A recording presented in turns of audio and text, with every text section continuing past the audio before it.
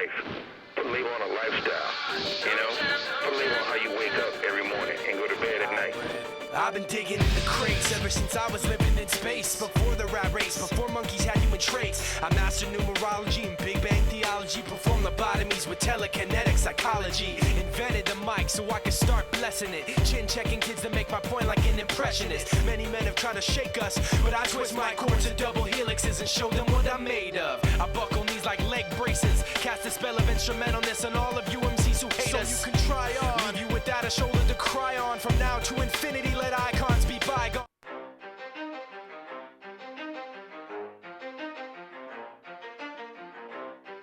You ready? Let's go. Yeah. For those of you that want to know what we're all about, it's like this, y'all. Come on. This is 10% luck, 20% skill, 15% concentrated power of will, 5% pleasure, 50% pain, and 100% reason to remember the name.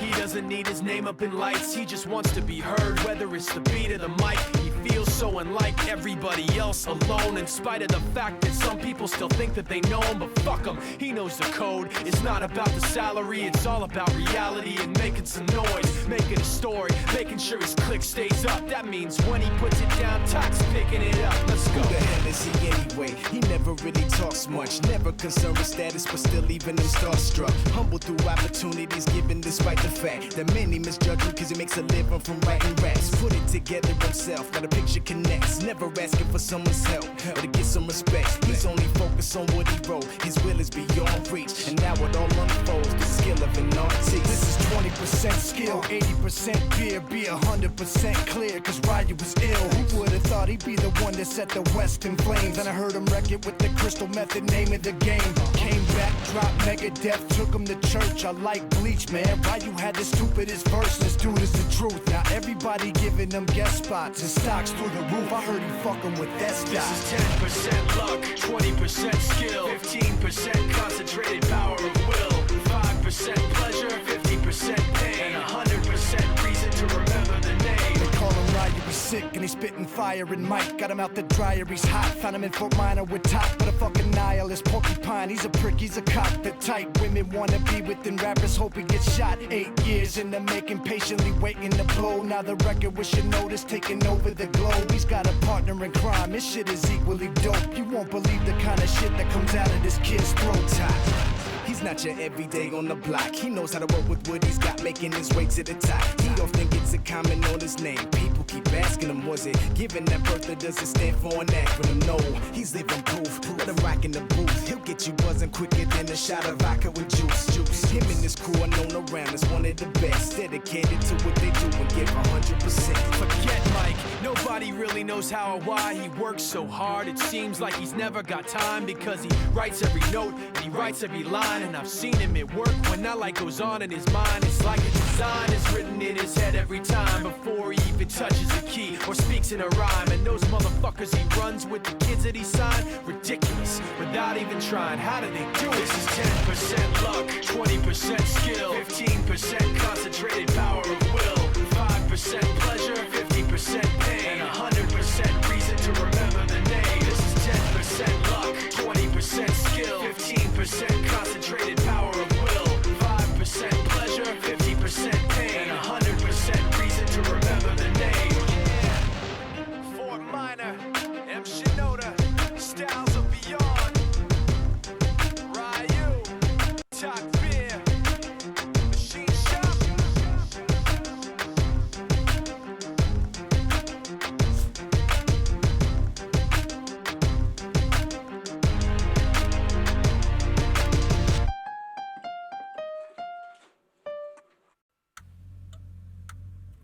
Take a seat right over there.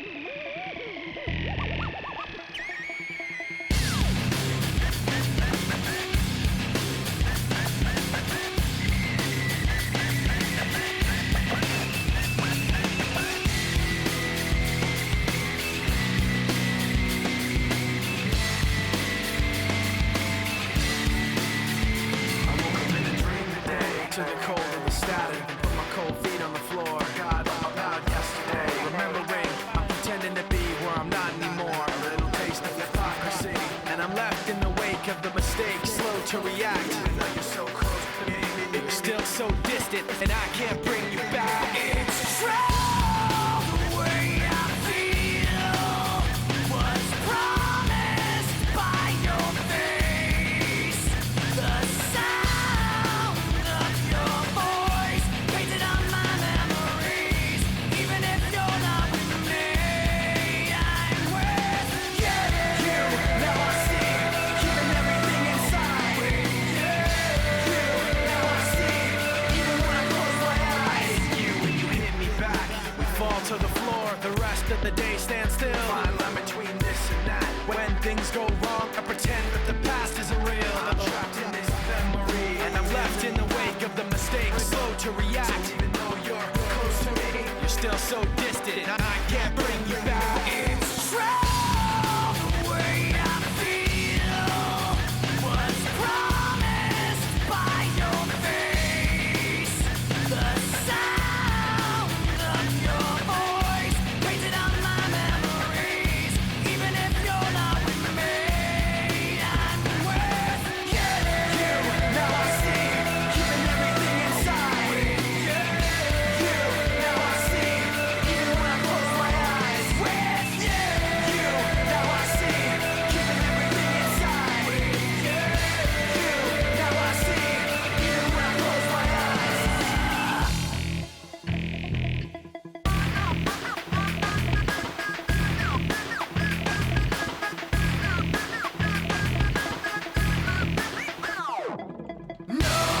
No matter how far we've come, I can't wait to see tomorrow. No matter how far we've come, I can't wait to see tomorrow. With you, now I see, keeping everything inside. You, now I see, even when I close my eyes. With you, now I see, keeping everything inside. You, now I see, even when I close my eyes.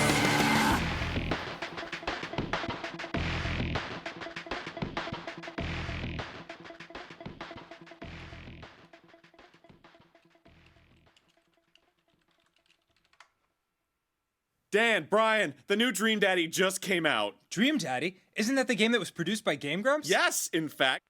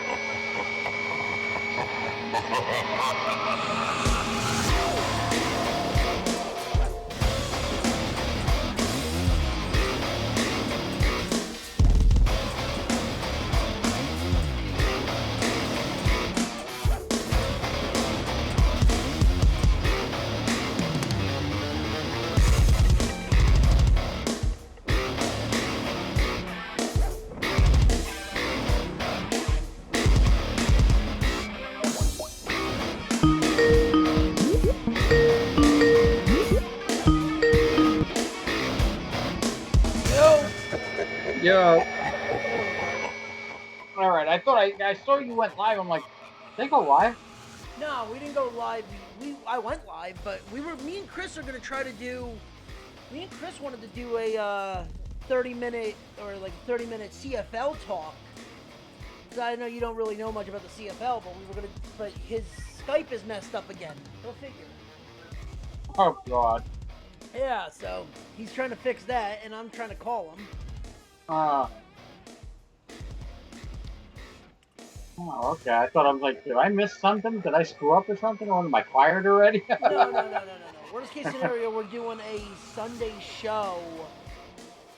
Or not Sunday show, like we're gonna start, me and Chris are gonna start at 7, and then you just jump in at 7:30. Oh, okay.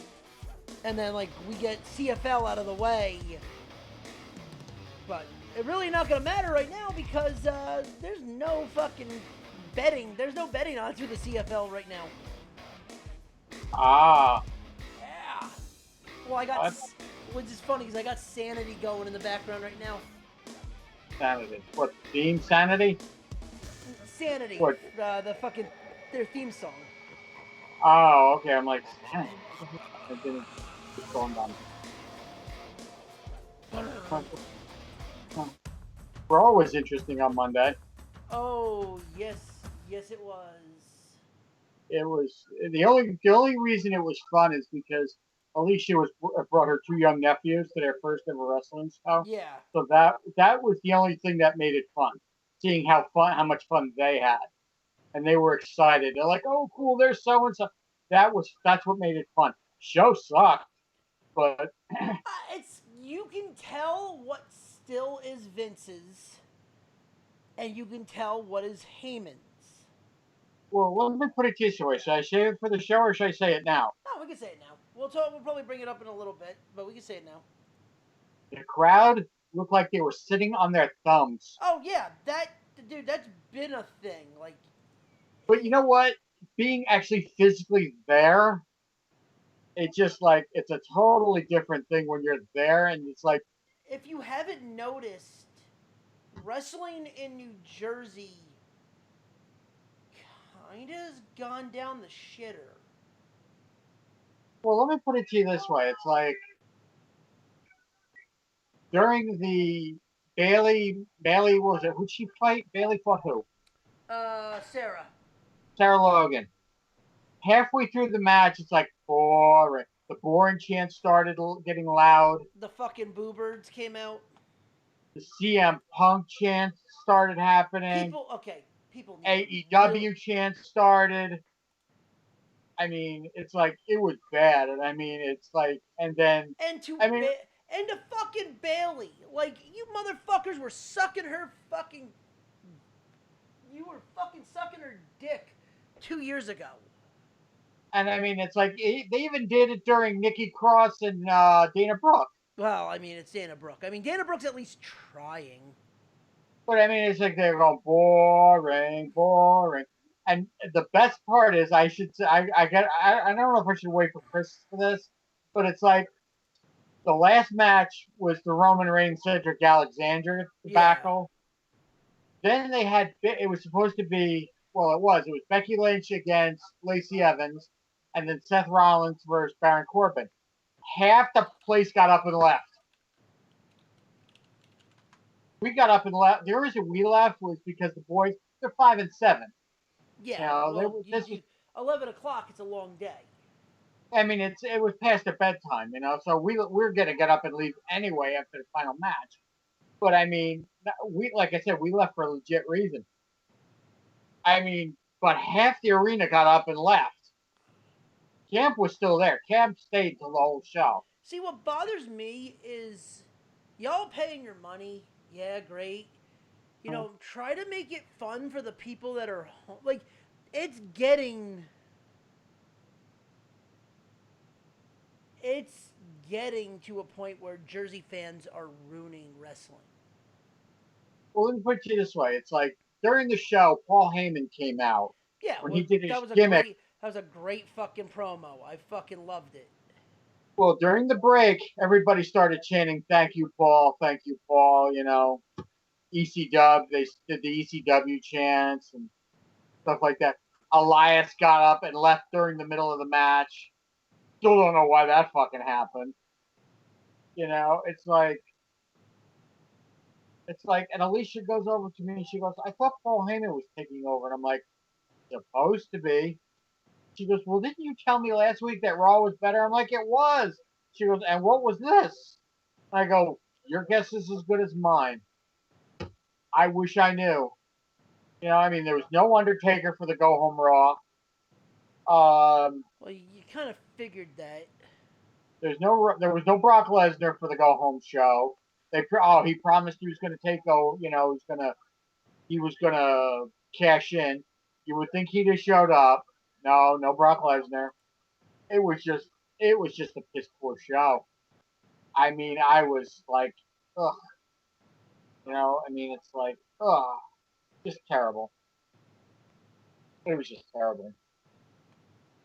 You know, it's like I said, if it were just Alicia and I would have bitched a lot more about it. But seeing how much the boys enjoyed the show, Yeah. that was enough.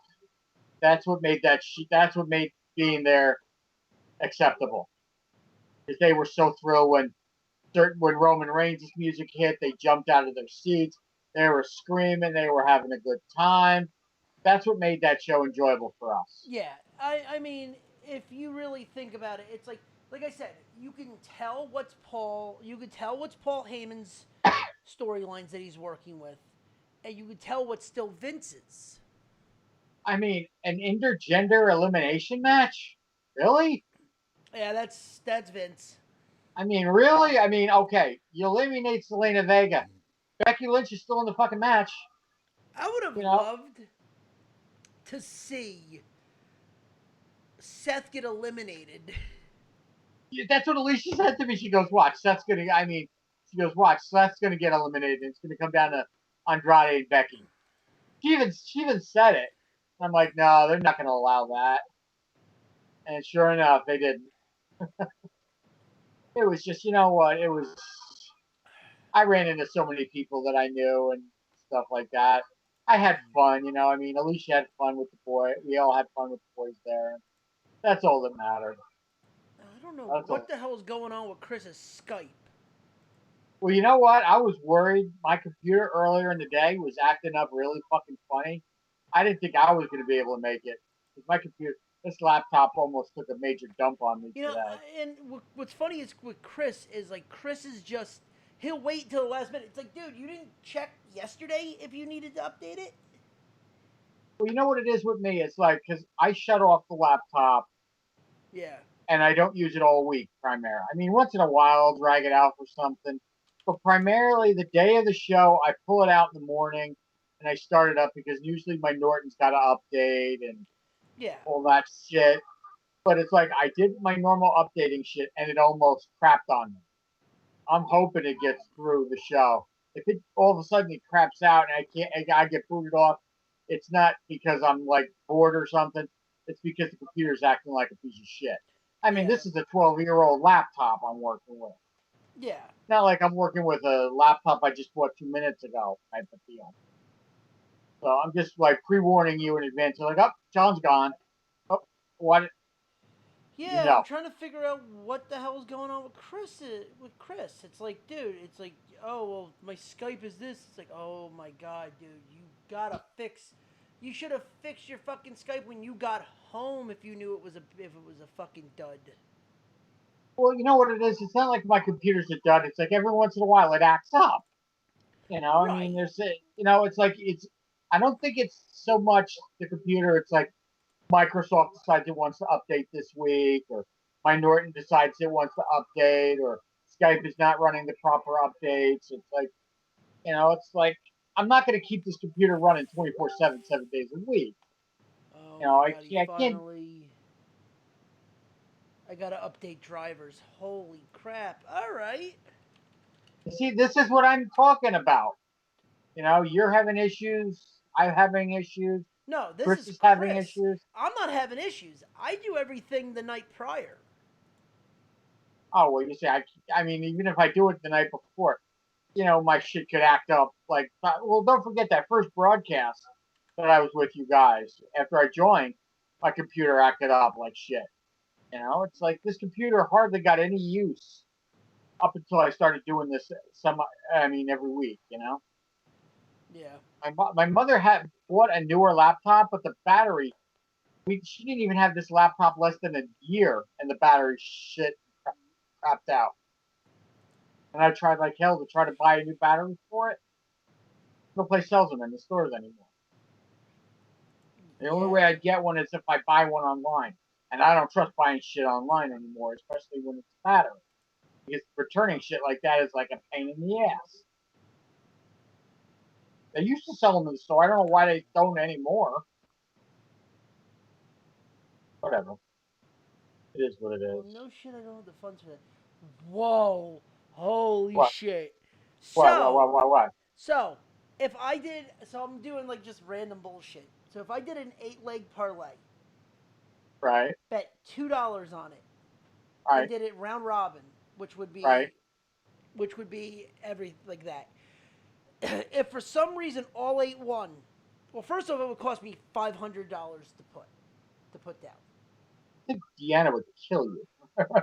Possible payout $10,222. Yeah, but what's the guarantee it's going to all work out? I mean, if you really play it off that way. I mean, I'm sorry, something that big. That's risky. That's risky, dude. I mean, on a round robin, it's not that horrible, because I know, but that's if all 8 cash in. Right, but what are the odds that all 8 will cash in? I mean, if I bet college football, it's a little more. It's a little more likely with college football. Yeah, but I mean, what is this for baseball? No, I got a story about baseball. All right, let me run to the restroom. Give me about 2 seconds. I'm gonna throw music on, and then me and you will just get started. We'll do what we did last week. We'll discuss Raw. You know, since Yeah. I was there. You can introduce it. Guess who was at Raw this week? And we'll go from there. So. All right. Well, I'll be right back. So. All right, just tell me when you're back. I'll be sitting here. All right. Forfeit the game before somebody else takes you out of the frame and put your name to shame, cover up your face. You can't run the race, the pace is too fast, it just won't last.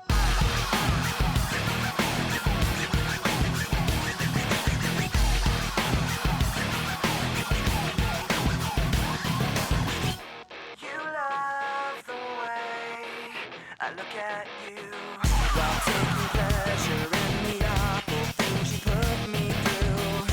You take away if I give in. My life, my pride is broken. You like to think you're never wrong. You live what you do. You have to act like you're someone. You live what you do. You want someone to hurt like you. You live what you do. You wanna share what you've been through.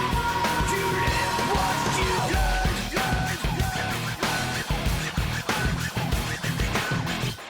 You love the things I say I'll do. The way I hurt myself again just to get back at you. You take away when I give in. My life, my pride is broken.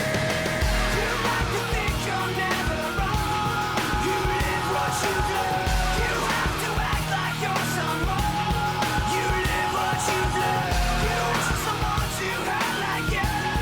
You live what you do. You wanna share what you've been through. You live what you do. Forfeit the game before somebody else takes you out of the frame. Put your name to shame, cover up your face. You can't run the race, the pace is too fast, you just won't last. Forfeit the game before somebody else takes you out of the frame. Put your name to shame, cover up your face. You can't run the race, the pace is too fast, you just won't last. You like to think you're never wrong. You live what you do. You have to act like you're someone. You live what you do. You want someone to hurt like you. You live what you do. You wanna share what you've been through. You live what you do. You have to think you're never wrong.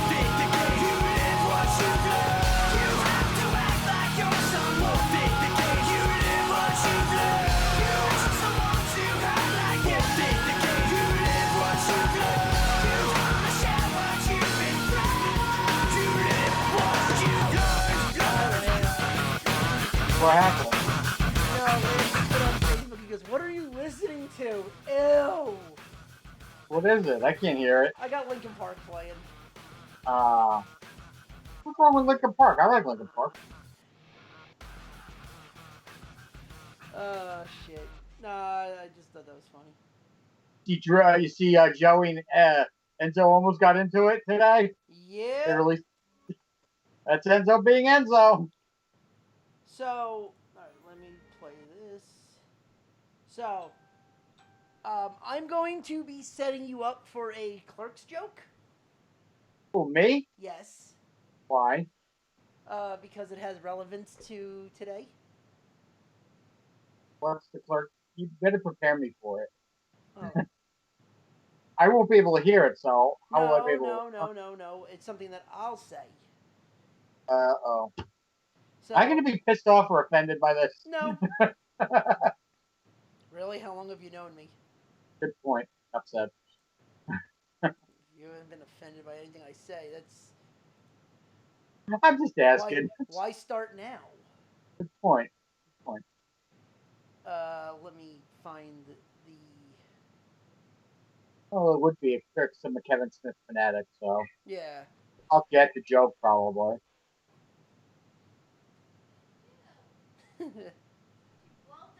Yeah, I took the Browns to win the Super Bowl. What? Yeah, Hi, Day. I took the Browns to win the Super Bowl. Really? Yeah, you never heard that? Yeah, I've heard that joke before. I mean, right now it would be the Mets to win the... It would be the Mets to win the World Series. Yelling at you. That's funny. That's priceless. Did you kill the bathroom, dude? Oh, yeah. Oh, dude, that's cool. I took a Brody Van Wagenen. Oh, dude, really? Poor D. Took a Brody. Friggin'. Oh, Lord, dude, man.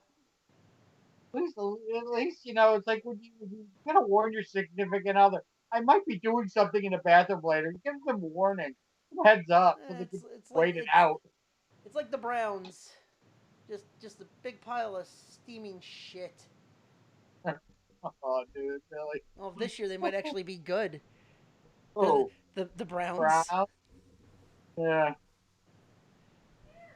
She's still yelling at you? Oh, no. She's more like, she's trying not to gag right now. That's when you wear a mask to the bathroom. Dude, did his freaking shit not upload yet? Oh my god. Or it looks like the shit you just downloaded worked.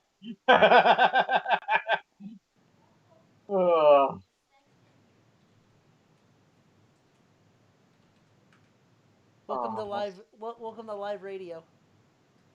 Why? We're live now with this? They heard all that. Sorry. Hi, D. John says hi. Hi, John. Sorry. Sorry about my bathroom talk. Oh, come on. The shit that spews out of Chris's mouth is worse than what I do in there. This would be true. Both you and D said that's true. That is true. Amen. Preach on, D. Preach on. I mean, trust me. You all know, I gotta say is, in a row? Oh, God. Ah! Yeah, I get that. Yeah. All right. Yeah, I get that joke. All right, you know what? Let's get this shit started. All right, ladies and gentlemen, you're about to step in to the Nerd Zone. Let's get this show started. Actually, that's not a bad intro starter. John? Yeah, oh, I'm sorry. I thought you were playing music. No. Sorry. I'm actually saying, like, that's actually not a bad intro starter. Oh, that works for me. In a world. No. In a world. Yeah, where... right. The time, 7:30. The place, Twitch. You are now entering the Nerd Zone. I'm going to talk to a buddy of mine who does music. I'm going to see if he can come up with a good intro. What we should do is literally use, like, the Twilight Zone theme song.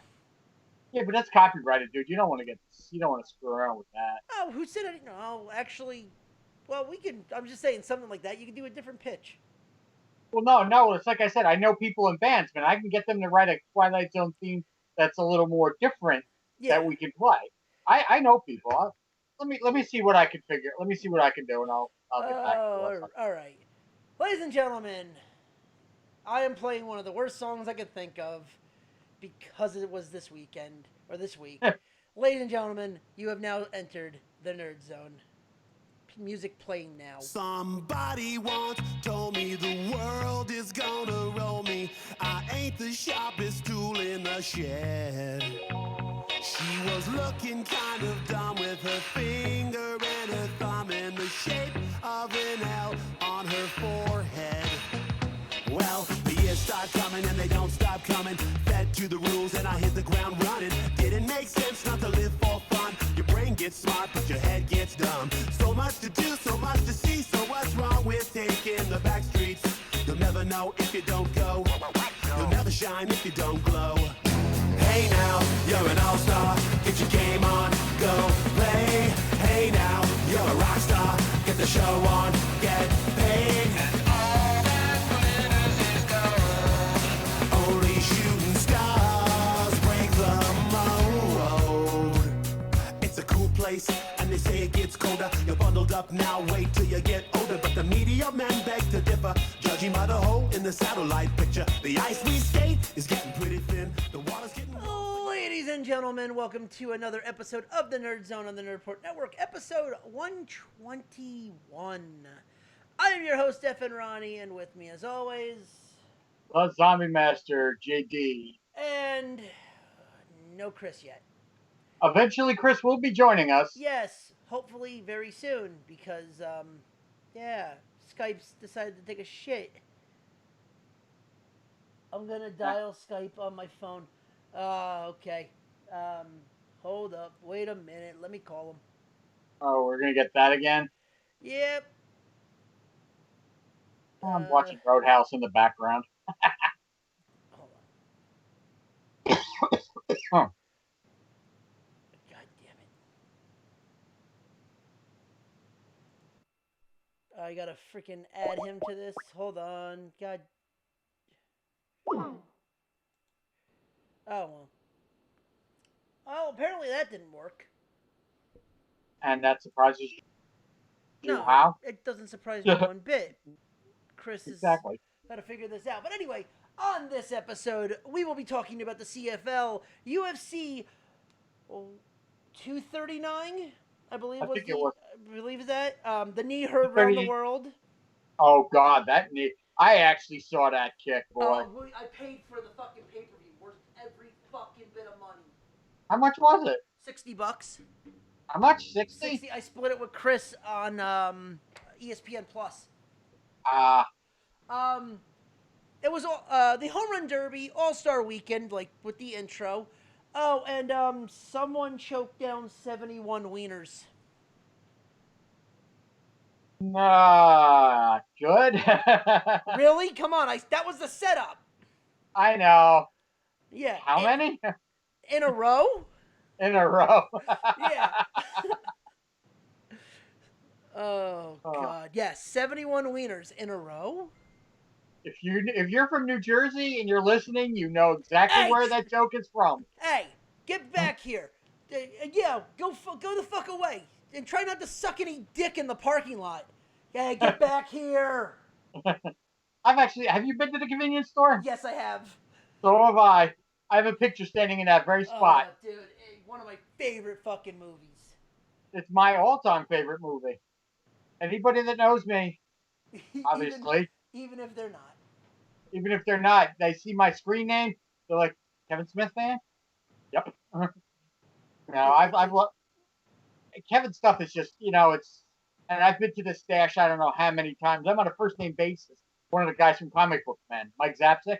Yeah. Every time I go in there, he goes, "Hey, back again. You gonna buy something this week?" Every once in a while, we'll go in there and I'll buy nothing, and he'll say, "Oh, bought nothing. What a shock." No, but he says it in a joking manner. He's cool.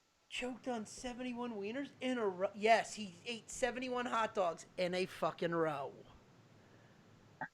Holy, yeah, that was disturbing. Yeah, well, it's which is ironic because it went. I shit you not, no pun intended. It went. Let's not go there again. Well, no, get ready for this. So it went from the 4th of July, it went from the hot dog eating contest to cornhole. Oh God. I'm like, you can't make that shit up. We actually know somebody. You and I both know someone who was there and met somebody right after they won that or did that. Yeah, I'm sorry, but Mitten should not be wearing what he was wearing. Yeah, Mittens was there. Well, his name is not really Mittens, folks. Let's get that out in the air. His name is Mike, but we refer to him as Mittens for an independent wrestling joke, but it is what it is. What? What did you have on late last night? Oh, who's that? Lance.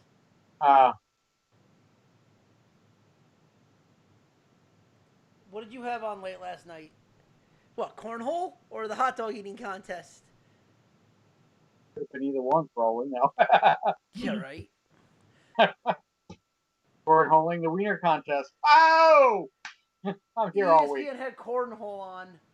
Yeah, because it's like, dude, apparently, like, it's big fucking tournaments for cornhole, but... I played it in the backyard. It's beanbags. I mean, it's nothing majorly. Slow season. Yeah, the All-Star game was on. ESPN didn't have anything else to play around with. I fell asleep during the All-Star game, if you can imagine, because I've been tired. Because I've had a long last couple of days. No one, dude, I'm sorry. After the home run derby, nobody cared. The only thing I was happy about is our boy from the Mets came through. And the Mets won something, and it was a fucking exhibition. I mean, and Alonso, he did pretty good in the All-Star game, too. Or, drove in 2 runs, I believe. Yeah. Rom pitched a pretty good inning. McNeil screwed up. Shocking. 2 out of 3 ain't bad. 2 out of 3 is a playoff win. Especially when it comes to anything with the Mets related. But, yeah. Yeah. Like, I try not to watch. I don't watch the hot dog eating thing. I mean, it's just gross to me. I'm sorry. It repulses me. I can't watch it. I don't know how someone can stuff their face with that much food in 10 minutes. 71 hot dogs in 10 fucking minutes. And I mean, it's like I eat 2 or 3 hot dogs at a barbecue and I'm stuffed. And these people are eating fucking 71 of them? Dude.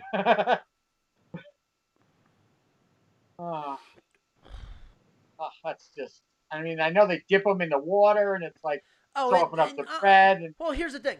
I'm sorry, to me, that is flat out cheating. Yeah. The fact that they can dip them in the water, to me, is flat out cheating. I recall a movie that was in 1979, 1980 called Meatballs. Oh. I mean, the stomach, the scene with the stomach and those weenies. Guy ate a whole tray of those fucking things. They interviewed that actor and he said those things were disgusting. They sat all day in the heat and he still had to eat those things. That's tough. you know? No, I know exactly what you mean. I mean, those hot dogs, if you look in the movie, those things were like dried up. They looked crooked. They were, but they didn't have rolls. They just ate the flat out hot dogs. That to me is actually probably a better competition. But yeah, because you're not eating. Because you know what it is with the bread. The bread will fill you up quicker than the hot dog will. But the fact that like there's stuff in their faces with 71 hot dogs and buns, dude, he ate a total of like 71,000 calories. Yeah, well, he definitely took the Browns to the Super Bowl. But after that, dude, seeing some of these guys that do competitive eating and all of a sudden turn around and be like, dude, how the fuck do you keep that shit in? Well, do you remember a show that used to be on Food Network, Man vs. Food? Yeah. on the Travel Channel or one of those channels. Yeah. That guy would eat some of the weirdest shit that I've ever seen, and I don't even know how he got through it. But to You know, hear, and All right. oh You my there? God, hey, there he is. Fucking Christ. You on your phone or on your computer? I'm on my phone now. The computer's like fucked. Like You went Like, I wind put- tunnel again, dude. like on Skype. Yeah. Oh, sorry, fucking fan. Turn on, put on the AC. Since everybody's like, "Oh, it's a wind tunnel in here." Yeah. Well, Lance is in here right now. Ugh. Fucking Christ. No bueno, no bueno, Monstar. Wait, what? Monstar's in the chat. Oh, that's nice. Yeah, I can't hear shit, so I can't see shit, so you know. Oh yeah. No, it's like I go to use Skype. Right. I'm like, all right, nope. How is the password incorrect? It's my fucking password. Oh my fucking God. That's why I keep mine signed on and I just shut it down. No, because I have like a PIN. I always had it go into a PIN, and now it's like, your password is incorrect. Oh, fuck my life. I hate this already. Yeah. Because glory, Bork laser. Yeah. It's what the fuck is this? All right, go. No, I hate where they do the walkthrough for Skype. These are pinned chats. These are this. I don't give a fuck. I know what they are. I'm not an idiot. You don't have to tell me what they fucking are. It's just like, well, these are the pinned chats. These are this. These are that. Why don't you learn it on your fucking program? No, because like I restart my computer, right? Mm-hmm. Right. And I go to try Skype, and Skype fucking fucks up my computer. Of course. Yeah, Skype just fucking destroy. Skype, of course, goes, yeah, Skype's not working. Skype is not working. And all of a sudden, then it just blue screen. Oh, it just crashed. Mm-hmm. Been there, done that, got the t-shirt. Yeah, the blue screen of death with the stupid little parentheses thing. Oh, it crashed. Like, oh, why don't you fix your shit? Like every fucking time. It's annoying. It's almost enough to make me go to Mac. Oh God. Don't say that. Well, it's just annoying because every time, like Skype, it's like, okay, do I have to download the update again? No, it's updated. It's shitty. But it's updated. Yeah, it's shitty, but it's updated. And then you have this bullshit of detecting problems. Fucking Christ almighty. It's just more issues after the other. That sounds about right. Yeah. Yeah, no audio output devices installed. It's fucking speakers. Oh my God. But anyway, we were talking about someone inhaling 71 wieners. Oh, Joey Chestnut. Yes. Good Yeah, old we're Joey. We're making fun of it. Yeah. We made a Clerks. We're making Clerks jokes. Clerk joke, yeah. Well, what's In a the row? court? He ate 71 wieners in a row. Bro, Okay. Yeah. if we had, you see, once we get new setups, that soundbite will be like in a row. That's a soundbite you gotta keep. Like, Yeah. That's one. And How you know many what- games in and a you- row? And you know what won't be around? Smoke weed every day. Thank fucking God. Oh, weed every day. I'm fucking idiot. Hey, get in the fucking cage. I'm fucking lame. Get in the fucking cage. Oh my Oh, god. no, Smoke weed every day. Again. No, I'm fucking lame. we have a story about that. We have a story about that. So we literally did a draft special. It was like our first draft special. JP jumped on to do it with us. Oh god. And he's talking about for who the fuck got drafted and all he was doing was hitting smoke weed every day. Oh god. Yeah. Movie. I'm like, what the fuck? And me and Chris are kind of looking at each other just like, literally, we didn't even have Skype on. We're just looking at looking at the screen being like, the fuck? Like, it's not funny. And it's like, what is he, what's he been smoking? And can I have some? No, go away. Which was funny because right before that, I made a joke about David Carr and his leg, and I hit the my leg drop. Yeah. Oh, shit. Which was hilarious because it worked. Yeah. It fit because that's when David Carr. I could have done that this year with the, or last year with fucking, what's his name? Alex Smith. My leg. You broke my leg. All right, so all my audio drivers have a problem. Oh. That's fun. You know what else is a problem? What? There's no odds for the CFL. Oh, shit. Really? Yeah, well, I guess they don't want to lose money because we took a good amount from them this weekend. There you go. I got one. I got the Edmonton game. Edmonton, BC. They don't have the other ones. They'll probably have something tonight. Oh, also, everybody, happy Jimmy V Day. Oh, yeah. See, that's would be nice to have my freaking laptop. Never give up, never give in. Yeah, Jimmy V Day today. If y'all don't know who Jimmy V is, go research that. All right, fuck this safe mode shit, because safe mode is doing nothing. Safe mode never works. I remember dealing with that. Yeah, it's like, Windows is like, reboot into safe mode. Fuck you, because it does nothing. No, it's just as fucked up as regular mode. Yeah, like reboot into safe mode with networking. Yeah, where you have no audio. That's a good idea. Yeah. Fuck you very much. Fucking annoying. Yeah. You know, will work? A restart.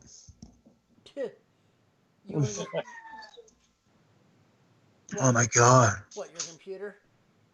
Yeah, I'm a fucking computer. Sorry, I'm just angry. No, you're good. We were just running through some news. So, in the world of golf, did you hear that John Daly? So, you know about John Daly? I've heard of him. Yeah, you know about him, but do you know, like, he has a he's the only member on the PGA that's allowed to ride a golf cart.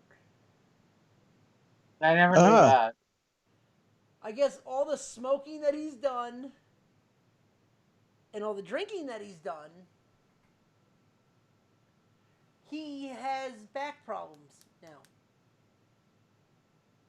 Damn. But because the PGA allows him to use a cart, he still is part of the PGA Tour. Not surprised. No, I'm surprised because he's the only one allowed to use a motorized cart. Everyone else has to walk. Damn. Well, that came to a head this weekend. The British Open, or the Open, is now saying John Daly is not allowed to use a motorized cart. He has to walk. So John Daly turned around and said, "I'm out. Bye." He withdrew. That was the end of that. I wish I was making that shit up. It's like, dude, he just turned around and said, yeah, 3 days after he told he was not allowed to ride in the cart, John Daly has withdrawn from the Open. Like that joke I put on Facebook with the guy from Scrubs going, "I'm out." Yep, done. Oh, that's what I'm I was thinking instead of the Bobby Bow shirt, since that's copyright, and Teespring is going to be like, no. How about I'm out? Yeah, just have I'm out in like the New York Mets script. Like, I'm out. Maybe not even in the script. Just put "I'm out" and have it in blue and orange. Yeah, I'm out. Hey, you guys did win something. Yeah, we discussed that briefly. Yes, we could talk about that more because holy shit, was that a fucking great. All right, can I say that the Home Run Derby is more exciting than the actual All-Star game? You said that too. Dude, it's kind of like the NBA with the dunk contest. Yeah. I don't know. The NBA All-Star game has been interesting the past couple. Well, but oh my god! Now because they made it more like an actual like pickup game, so it's not that big of a deal. Yeah. But it's like I look at it this way. It's like I've not really seen a lot of Vladimir Guerrero Jr., but my God, is that kid strong? That kid is like his father. No, I think he's stronger than his dad. I remember watching his dad play. Vlad Senior, man, he was strong, but I think this kid's stronger than his dad. I mean, they said he hit like 90-something home runs in the Derby. Yeah, but I mean, when you really count the Derby, he's hitting fucking meatballs. I would. And I don't want to know if I should put it out on the line now, but I'm willing to. I shouldn't say I'm willing to bet, but I have a feeling that we just looked at the 2 Rookie of the Years right there. Alonso and Guerrero are going to win Rookie of the Year. Okay. Respectively. Well, I think Alonso right now, Guerrero won't win Rookie of the Year because he's been injured too much already. Well, he's also on a shitty team. So is Pete Alonso. But he's still performing. This kid, I mean, 30 home runs before the break. It's pretty impressive. He tied. Wait. Who are the rookies on the Braves? Because that's what you have to worry about. I know who you're talking about, but I can't think of them off the top of my head. But nobody's having a season like Alonso. They literally have come out. They've literally come out and said, if the Mets didn't blow maybe 10 of their saves, we'd be talking about Pete Alonso as possibly MVP. Yeah, I've heard that. I mean, between Alonso and McNeil, those are I'm sorry, Conforto's kind of cooled off a little bit, but McNeil and Alonso, those 2 kids are awesome. That's the only reason I'll still watch Met games is because of them. Because they're exciting to watch. Oh, thank you, Lord. We are not betting on the team that thinks they're champions in their right minds. Oh, the UCF? Yes! Because boy. The quarterback, Mac, I hate saying yes because this is a bad thing. Darryl Mack Jr. is out indefinitely. He broke his ankle. Who's out? Quarterback, Darryl Mack Jr. Is who was competing with Brandon Winbush for the. Oh boy! Oh boy! Fucking Brandon Winbush! Oh boy! So Brandon Winbush will be your starting quarterback going into week 1. Of course. Oh, welcome to college football, motherfuckers! Well, Brandon Winbush was ex Notre Dame. I know. He was, which the fact that now he's getting the starting nod when he should have came to fucking Rutgers instead. He's gonna be begging out of the AAC. Oh God, here we go with the Rutgers shit again. He's a Jersey boy. He could have came from. He wanted to come to Rutgers, but you know this. We discussed this on the show. You could have came to Rutgers. You knew that was coming as soon as you mentioned, he's a New Jersey boy. You knew this was coming. Dude, we talked about this on the show when he left Notre Dame. Yeah. Yeah, I know. We hope Daryl a speedy recovery. Apparently, the broken ankle came from non-football related activity. Oh God. Oh shit. Well, wait. Uh, Wait. They're not gonna start Winbush? Oh no. Okay, they are. I was gonna say, Kudry Jones and Mike is the backup. Ah. Who? Who? Who? Oh, don't start the New Day stuff. It fits. I Oh know. my God.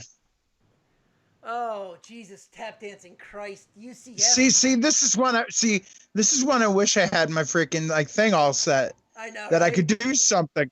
Because I have so many damn sound bites and it's pissing me off.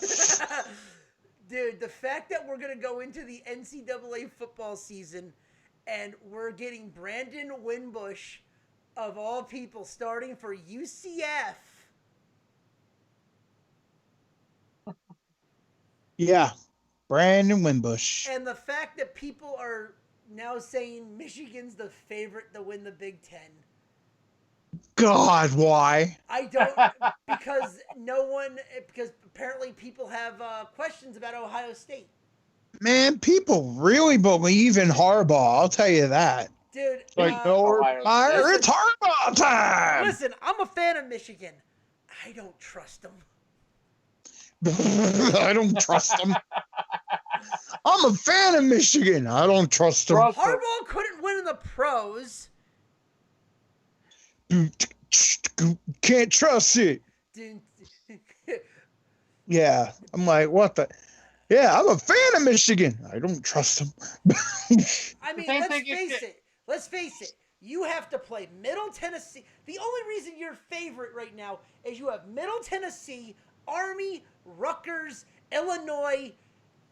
There's in Indiana. There's 5 fucking games right there. And, Shea goddamn Patterson. And fucking Maryland. There's 6. You're bowl eligible. Oh my God, Shea Patterson, man. Dude, they have the 6 weakest fucking teams. They have Ohio State's fucking schedule this year.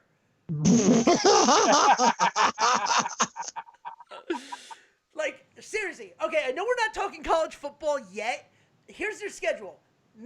Home in the Big House against Middle Tennessee. Home against Army.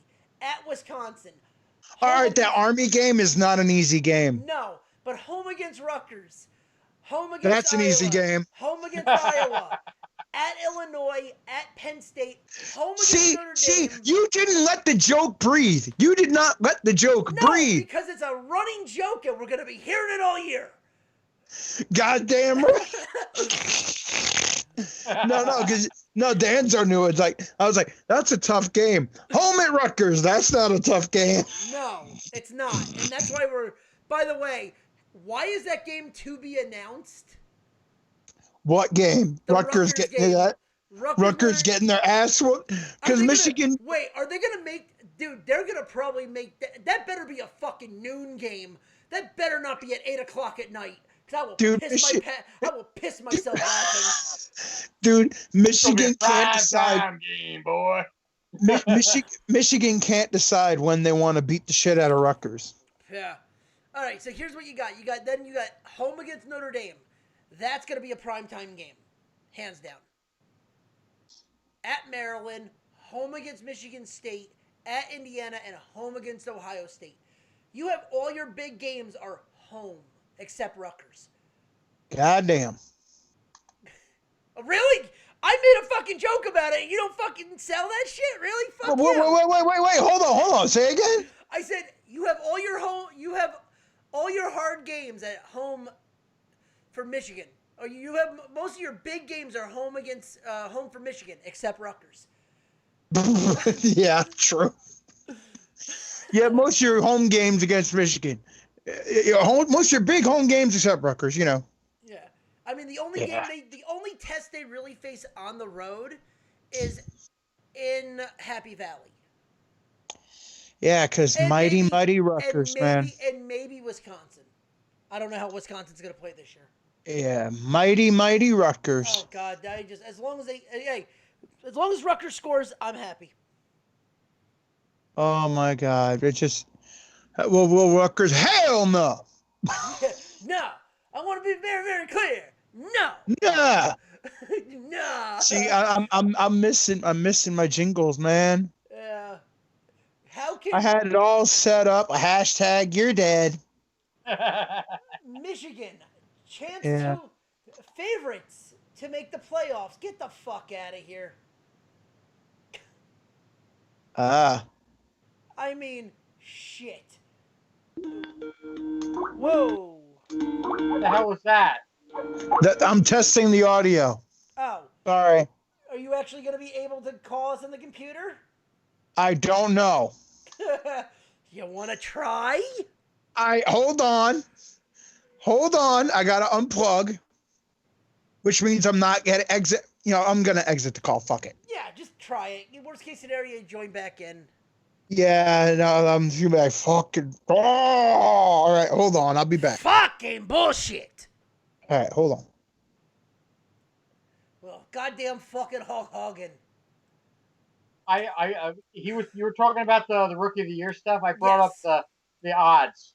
Okay. With the Alonso. Do you want to wait till he comes back? Yeah, we'll wait till he comes back. Wait till see if he comes back. We'll wait till he comes back. We'll see if he we'll see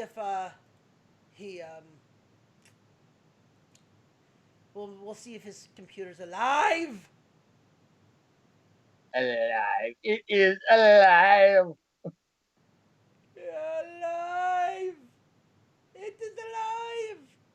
Or is it deader than a fucking 2-bit hooker? Oh, dude. Is it deader than the Rutgers season? Is it deader than the Mets season? We're not quite there yet. But it looks like we might be minus one player in 3 weeks from now. Yay! Bullpen. We need Zach fucking. Miller. We need fucking bullpen. All right, well, that was a big failure. Oh, really? What happened? It went, and then it went blue screen, then restarted. Oh. I'm like, you son of a bitch. Okay, so. Oh my God. Goddamn McAfee. I took McAfee off the thing. Well, that's your first mistake. McAfee is horseshit. Go with Norton. They're better. Well, McAfee's shit. Norton is shit. All you need is Windows Defender, really. Chris. Oh, I've had Norton for years, and I've never had an issue with it. So. Chris. Yo. This is sad. So I just randomly checked what Michigan's over-under is this year. Yeah. They have them at 10. Oh, God. Take the under. Yeah. Wait. They have Michigan football higher than the Philadelphia Eagles over under. Give me a break. Vegas has the Eagles at over under 9. Was it over under 8.5 or 9.5? I'm like, you hammer the over. Yeah. Holy shit. Dude, apparently they're fucking jerking off to the Cornhuskers. Oh God. If I see 9.5 with the Eagles, I'm taking it. Well, you know where 9.5 is? Your Notre Dame Fighting Irish. Well, that's accurate. I'm never gonna be like, oh yeah. You had to think of a word. By the way, they're saying over under for Michigan is 10, and Ohio State's the same. See, I can see Ohio State. Michigan always fucks up. Notre Dame will fuck up and lose to Navy or something. The team. Notre Dame's gonna lose to Georgia because they're taking on Georgia, and then they're gonna lose to like Navy or some. All right, go to Notre Dame's schedule. Okay, well, I guess we're talking some college football. Yay! Not really, and we're just doing this. I know we're running a bit. Yeah, I got run Notre Dame's schedule here. I'm pulling it up. It's called a bit, people. Learn it, love it. Learn it, love it, live it. Because we got I some. wish I could get on Skype, but Skype fucking blows. Notre Dame. I'm just gonna go to scores and drop all the way down to the bottom because they have the what is it? They have the Tuesday night game, don't they? Or not Tuesday night, Saturday night, right? Yeah, I think so. No, they have the Monday. They got Louisville. Louisville, that's a win. Win. All right. Neutral site for no, they're in Louisville. Still a win. New Mexico. Louisville. Home against New Mexico. That's a win. That's a win. That should be a win. At Georgia. That's a loss. That's probably their first loss. That's a loss. Home against Virginia. Home against the Wahoos. The Wahoos lost a lot, so I think Notre Dame can win that one. Home against Bowling Green. They should win it. Home against USC. Home against USC. Yep. They should win that one. I mean, SC, yeah. This is a murder row. Okay, so starts out with USC. Then they go to the Big House. That one. I think they can win, but That should be a good. That's gonna be a great game. Then should home against the Hokies. I think they can beat the Hokies. I think the Hokies. I think they can beat them too, but I'm just saying that those three games are pretty much going to tell you: is this team going to?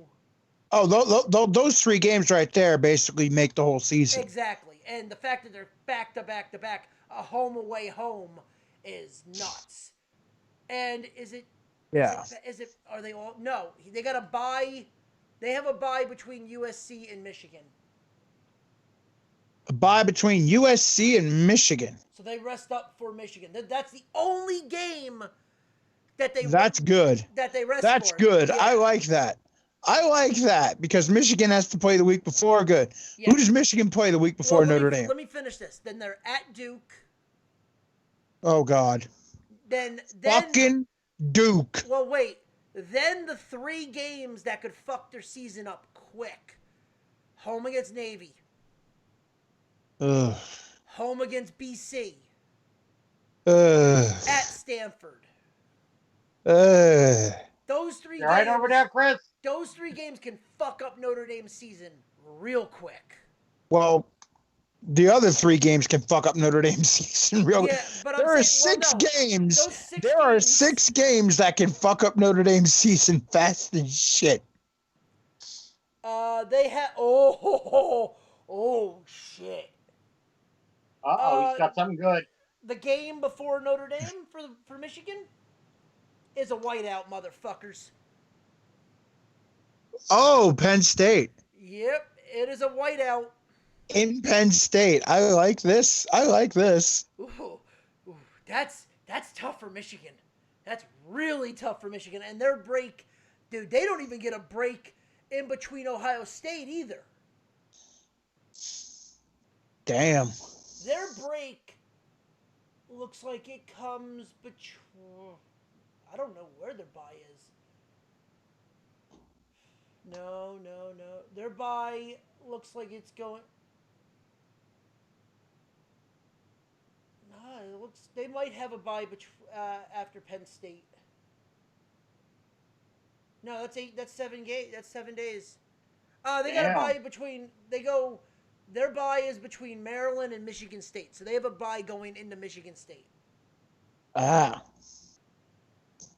But still, like, fuck. Their bye is the fucking third to last game of the season.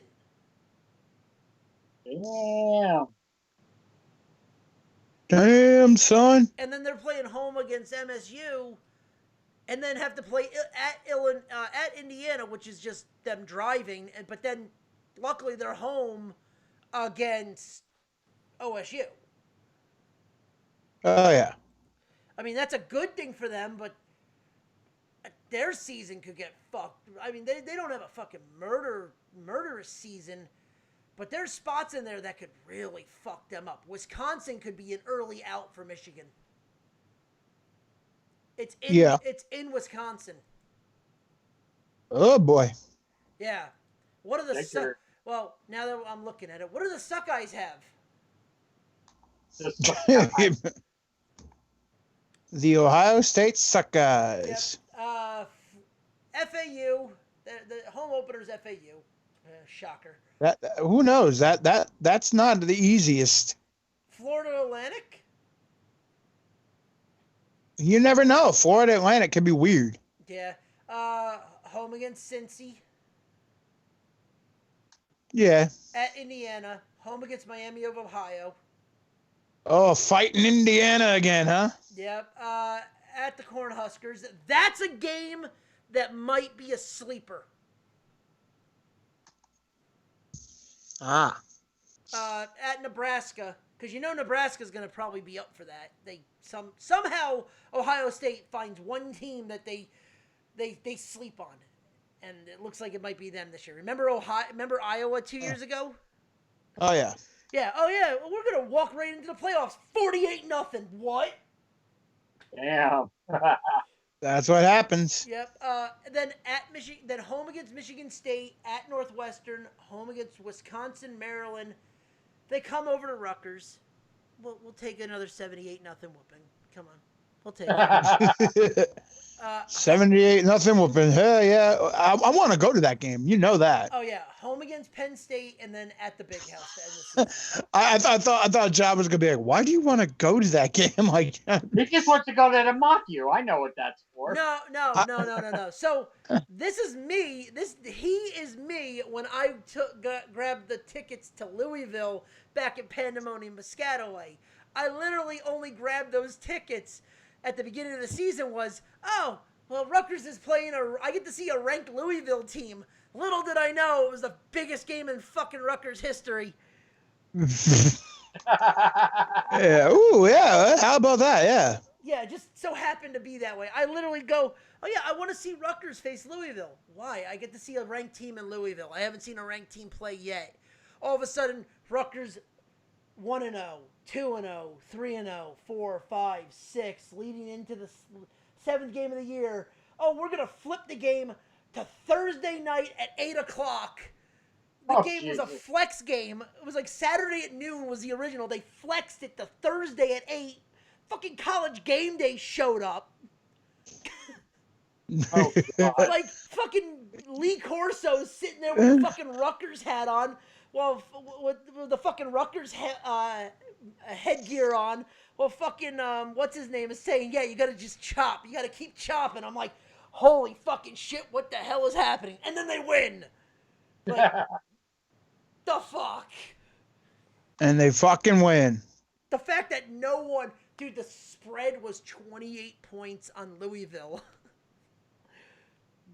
I think they were 1,000 point, plus 1,000, plus 1,000.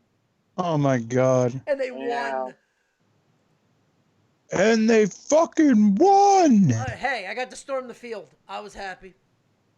Imagine that shit. Holy Storm the field with that. Oh, dude, they were the third team in the nation. Dude. And Rutgers was ranked. They got a ranking out of that.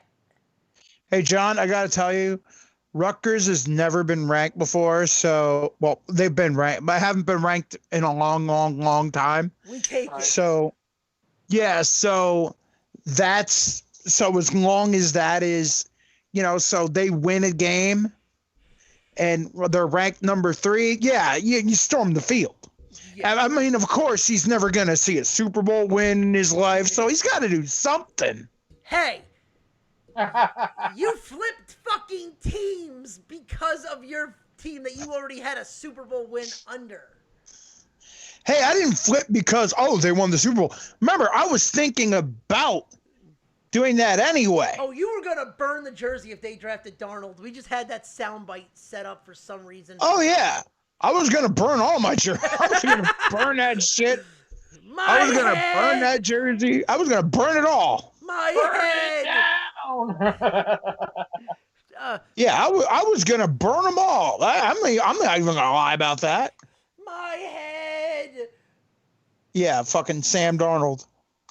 Mr. the head man here. Which is hilarious, because then I asked Chris, I go, Chris, go to sugarhouse.com. He goes, why? I go, do me a favor. I'm in Jersey. I can't find this. look up the Rutgers over under this year. He goes to me and goes, 2.5. I go, I'll take the under. 2.5. The under. Oh my fucking Lord. Guess where Vegas has UCF's over under? What? 10. Yeah, that's not happening. Nope. Brandon Wimbush is not winning 10. Well, I mean, it might. You never say never in this world. No, with how weak the AAF is. With how weak the American Conference is. I mean, Brandon Wimbush is not a bad quarterback. No, but I'll say that right now. But I'm saying they got to play teams like UConn. And, well, actually, you know what? We got it right here. Let's fucking look at it. Yeah, but remember, Brandon Wimbush, when he played at Notre Dame, that year he was undefeated. No, I'm not saying, listen, I'm not saying that he's not. I'm just saying as you look at, like, that they're saying 10 games.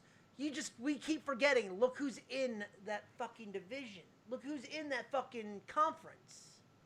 Okay, I think we're talking a little bit too much college football now, because it was like a little thing, and then this has turned into, hey, let's check this team. Let's check this team. No, I'm just saying, like, 10 games, actually.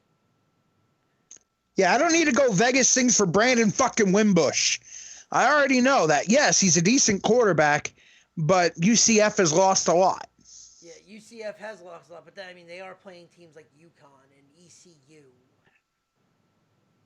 Yeah, so Brandon it's a step down in competition, so Wimbush will be fine.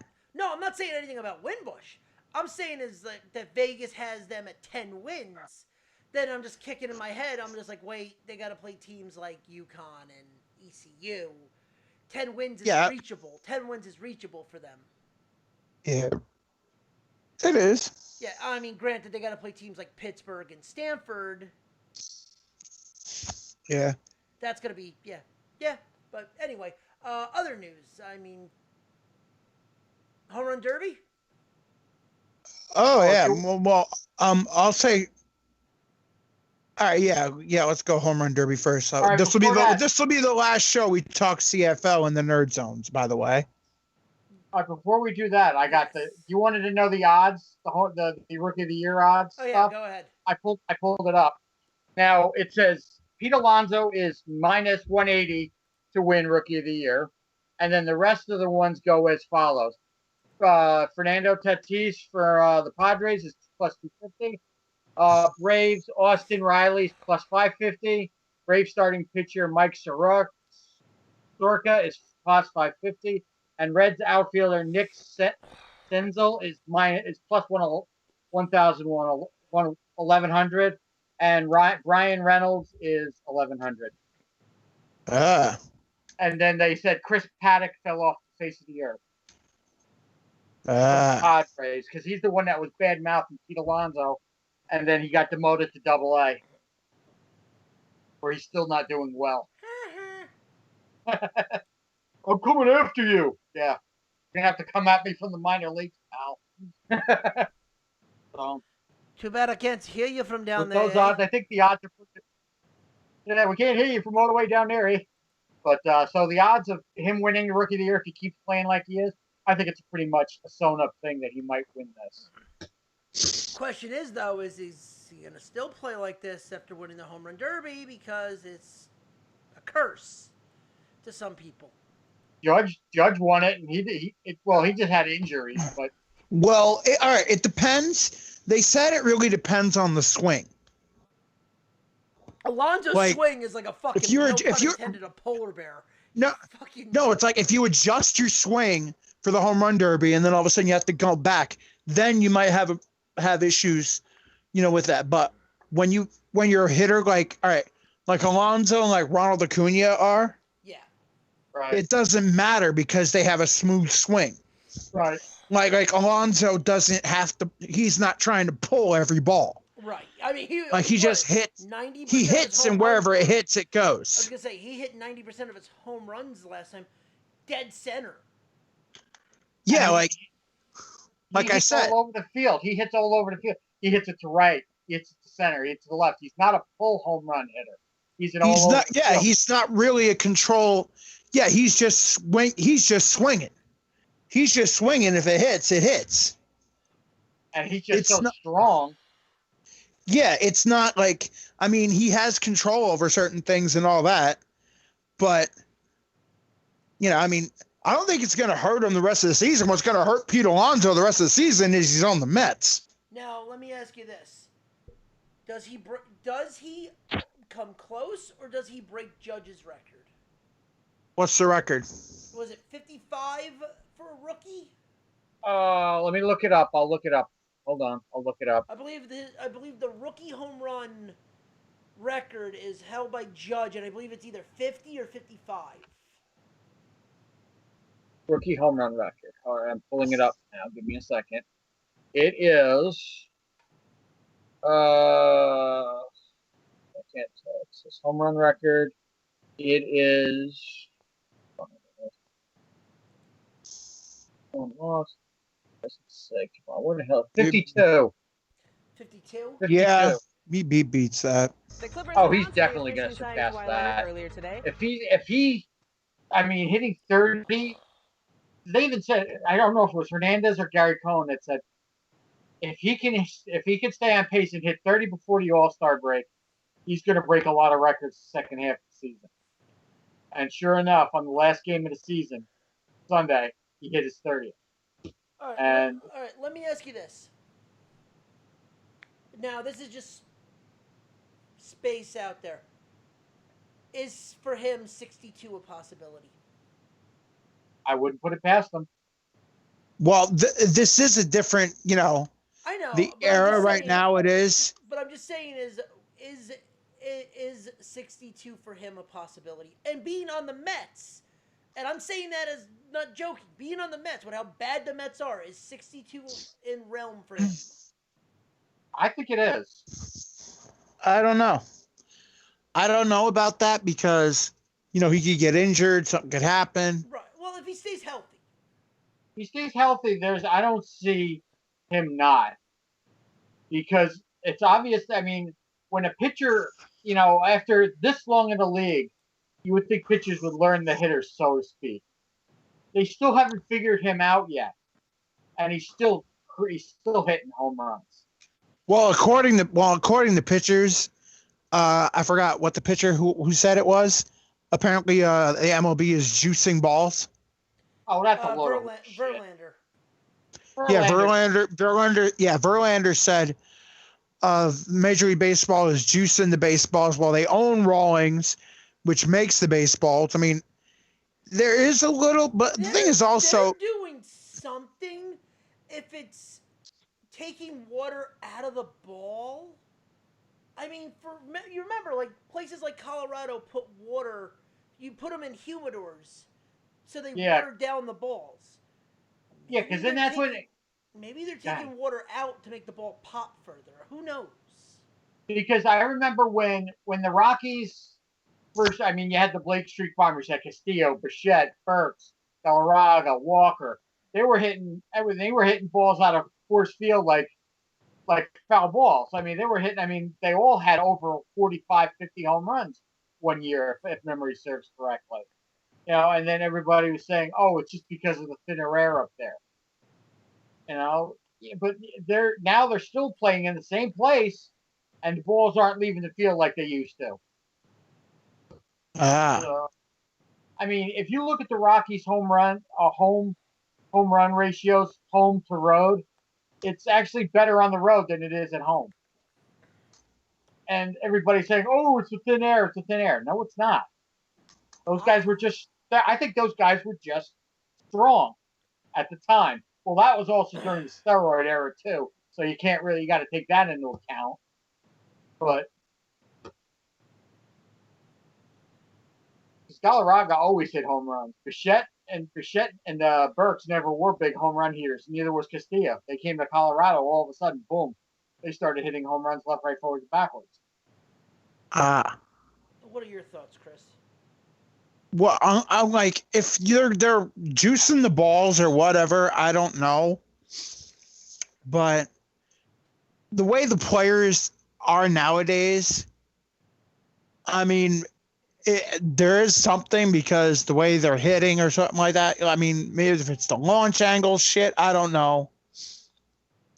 But they are doing, but something's going on. Maybe, maybe the players are just working out more, or like, they're learning certain things more. But that would also go for the pitchers, though, if there's issues with it.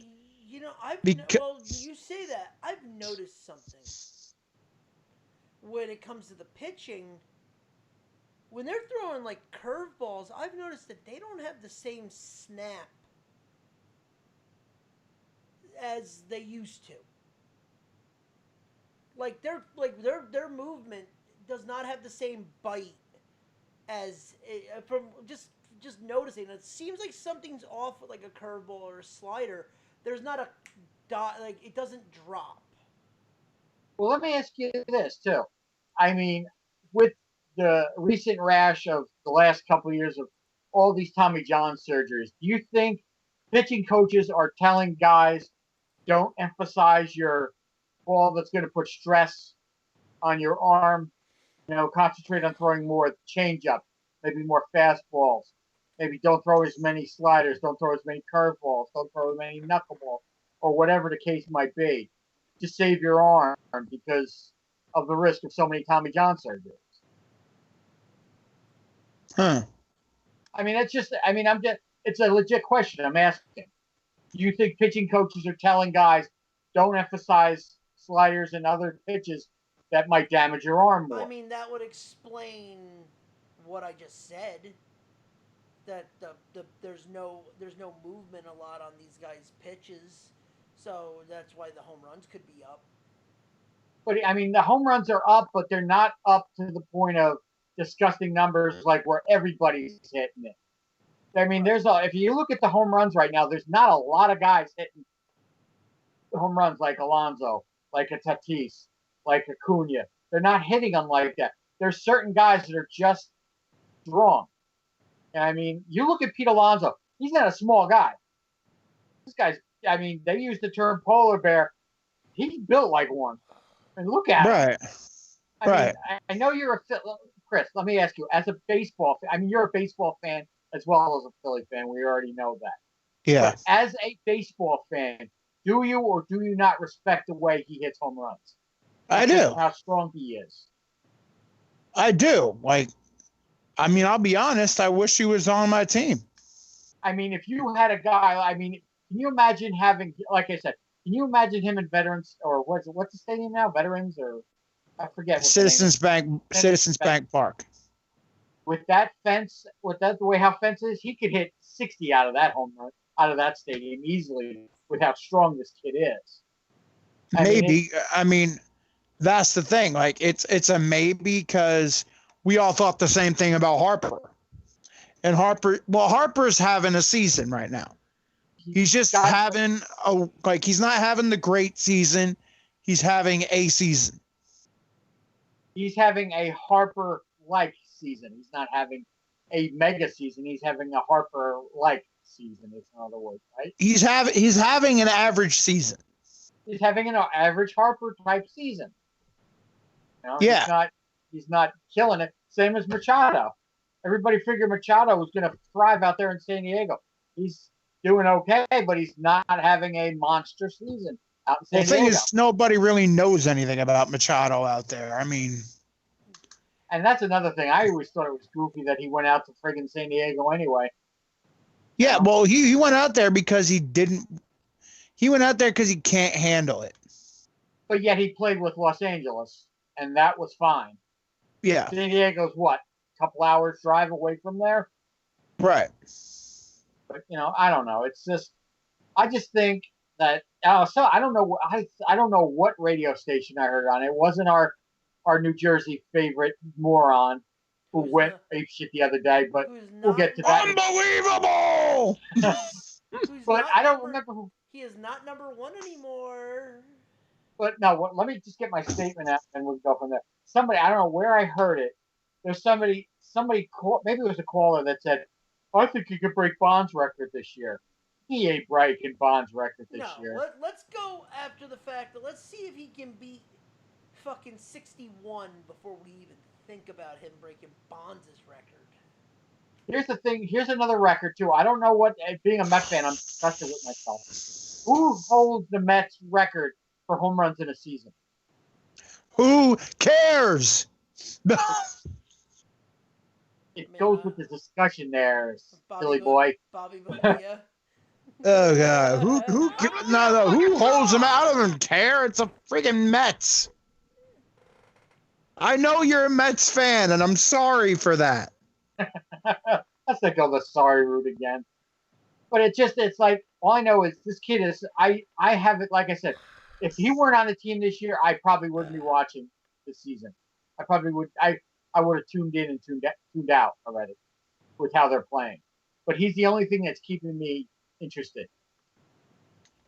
I'm normally this time of the year with the Mets. I'm like, oh god, when does the Jet season start? Knowing the Mets, they'll trade him. Oh, if they trade him, I think they'll burn Brody Van Wagenen in the center of Manhattan. They'll burn him alive. They'll throw chairs at him. No, they'll do worse than that. They'll hang him in the middle of Times Square. Oh, I'm hoping they do. That guy. Look, I don't care. There's certain guys I don't want to see the Mets lose. McNeil, we almost lost to Seattle in that debacle. But if they lose Alonso, that's it. I'll pull a Chris. I'll become a Philly fan or a Yankee fan or somebody else. I'll quit and I'll go on public domain and quit. Quit. Because this guy is he is bringing something back to them that the Mets have never had. You know, somebody actually worth watching. You know, and their pitching staff sucks and blows and everything else and every other euphemism I can think of. Uh-oh. Damn. I smell a rant. That was it. Ah, boo. Boo. Well, I mean, I could go on a rant, Boo. but I don't know. That's fucking weak. I throw a chair at you like Brody Van Wagenen did at a report. You know what? I think that was all done for hype. I don't think he really fucking did that. I don't think he knows how to be. I don't know if he knows how to be angry. Why no. My question to you is, why the fuck does he throw a chair when it's his fucking two guys that couldn't get out of the ninth inning? By the way, thank you, Brody. I actually have to thank you because of your two shitty fucking relievers. I won $80 fucking dollars. There you are. Yeah. By the way, what's hilarious because I made that bet. I literally text Chris. I took the Phillies over the Mets. He goes, "Who's starting for the Mets?" I go, DeGrom. He goes, "Why the fuck did you take that?" I turned around and said, "Because the bullpen sucks." You ain't wrong. DeGrom pitched 7 innings, let up 1 run, had a good outing. Get to the 8th, it's still 1-1. Get to the 9th, 9-run 9th. And Damn. It was Edwin Diaz choking again. Diaz and whoever the other fucking reliever is. What? It wasn't Familia. He's hurt. He's hurt. No, it was Familia. I thought he was hurt. Yeah, the next day they put him on the fucking DL. IL, whatever. I don't care if you're offended by it calling the disabled list. I'm not offended by it.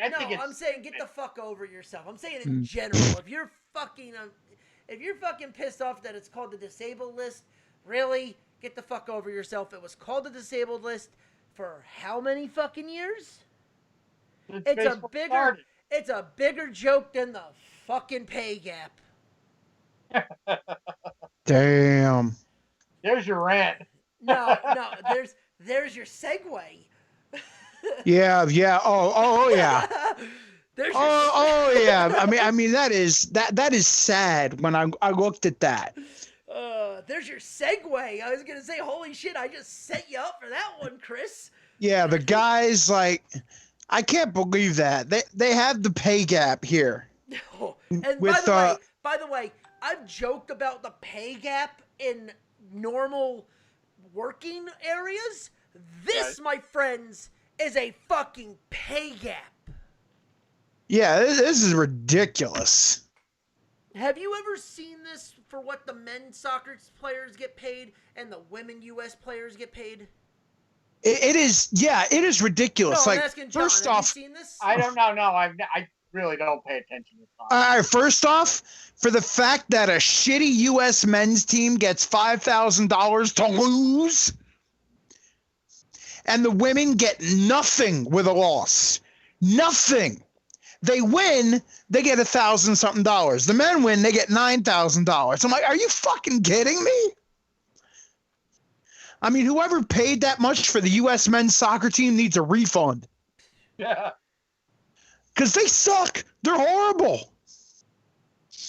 Well, you know, it's like I mean, I like I said, I don't know the first thing about soccer. I played it when I was a kid, but that's about as far as that went. All right, and the other difference is watching men's soccer and women's soccer. All right, watching men's soccer, I'd rather watch flies fuck. Okay, Carlin. That's a Carlin joke. Yeah, whatever. You know what I mean? I don't care. Watching men's soccer, I'd rather watch paint. Because like, and all this. Blah, blah. Well, first off, the U.S. team blows. And if Monstar in the chat? I don't know if he's still here. Oh, because if he is, he'd be happy to hear about this one. The men's team blows.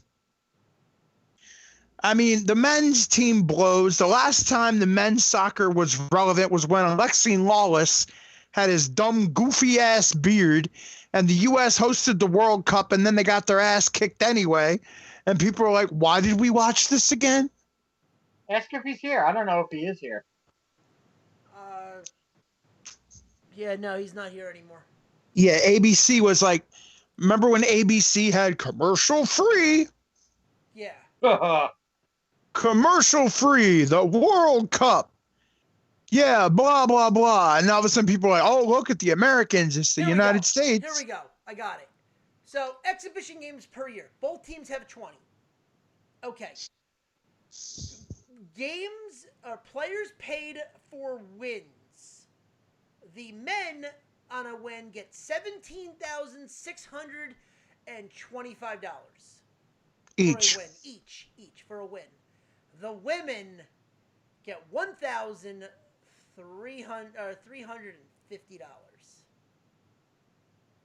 Wow. Yeah, that is bullshit. Players get paid for a loss. Just to step on the field, the men are getting $5,000. The women are getting nothing. And think about that. How many times the men's team has sucked and they go, oh, well, we get $5,000. Oh, wait. Where the women win and they get $1,000. That's fucking disgusting. Well, it gets worse. You know this, Chris. It gets worse. Oh yeah. When they went, you know why the women won the championship? Because that's the only way they can make $5 million. But, well, you ready for this? Or $5 million each player, or $5 million total? Well, wait. $5 million each player, but they have to win the World Cup. It's not $5 million. Give me 2 seconds. I'll finish this. Oh shit. Players get paid for making the World Cup team. The men, $68,750 to make the team. Per player. Per player. The women, $15,000. Yeah, that's pathetic. And then if you win the World Cup, Teams paid for each team gets paid for each World Cup performance.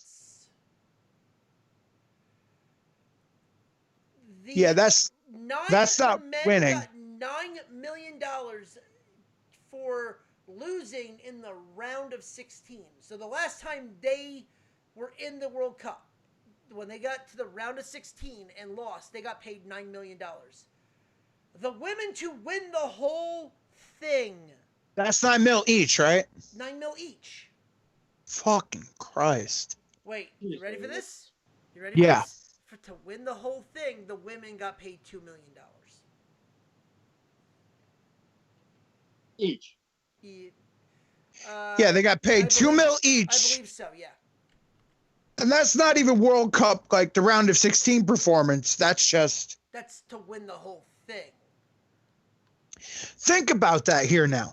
The guys fucking barely get in by the skin of their teeth. No, I don't, whatever, we lost. And make us look like fucking idiotic fonzanoons. Yes, that's a Jackie Mason term. God, I haven't heard that term in years. Yeah, Fonzanoon. Caddyshack 2, man. Idiotic fonzanoons over here. And they make us look like morons. Like, oh, yeah, we're the locals, man. And these guys are, yeah, you know what? Well, we got paid $9 million. Where the women are killing it, doing everything, you know, making all the... You know, making it entertaining to watch. They're celebrating all the time, and it's fun. All right, that soccer game was fun to watch. Yeah, like, I'm sorry, but the only thing that bothers me, and it has nothing to do, before you go on, Chris, it has nothing to do with Rapinoe. I actually like what she's been saying, and I agree with her for a lot of shit. I do think she needs to shut her mouth on certain topics, but so does the fucking president. But that's a different issue. Unbelievable! Yeah. Well, the president. Well, again, like, you know, he's Segue. like, well, why won't Rapinoe go to the White House? Mike Pence, duh. Well, Mike Pence, Trump. There's a whole lot of reasons that she won't go to the White House. But yeah, a lot of it is Mike Pence. Yeah, but at the same time, listen, if you don't want to go, you just don't go. You don't have to fucking come out and say, like, you don't have to fucking go over social media and be like, oh yeah, I'm not going, because it's like, just don't go. Just shut up and don't go. I don't know about shut up. You can't shut up. Not shut up, but it's not her that should shut up. I have no issue with what she's saying, but I'm hearing people literally go on news channels saying Megan Rapinoe is God's gift. Like, shut up. What? Wait, what God's gift? Not God's gift. She's a national treasure.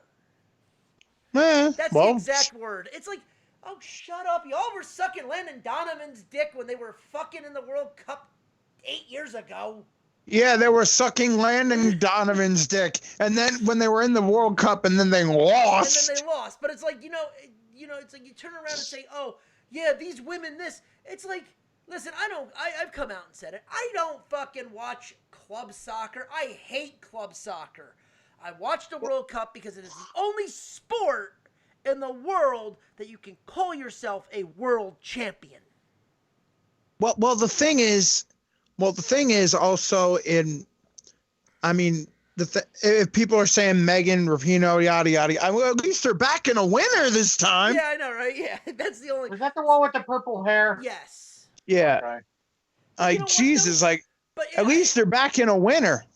But it makes me laugh because the whole thing with this has been, like, listen, they're doing a great job backing women's soccer and helping, like, females can do this. It's like,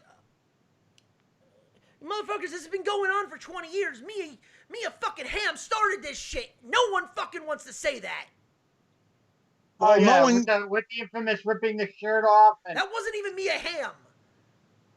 That was Brandi Chastain. That was Brandi Chastain. But still, you get the point. Like, they started this. Yes, these women, Alex Morgan, Carly Lloyd, Megan Rapinoe, they're freaking pushing this issue. But it's something that started 20 years ago that no one wants to say. Because it was taboo back then. Yeah, back then with, like, Mia Hamm and all that and Brandi Chastain, I mean, like, you know, it was like whatever. Because that was like in the 80s and 90s. So 99 was the last time, like, the big one when this started was literally 20 years ago. That penalty kick when the U.S. won it in the United States.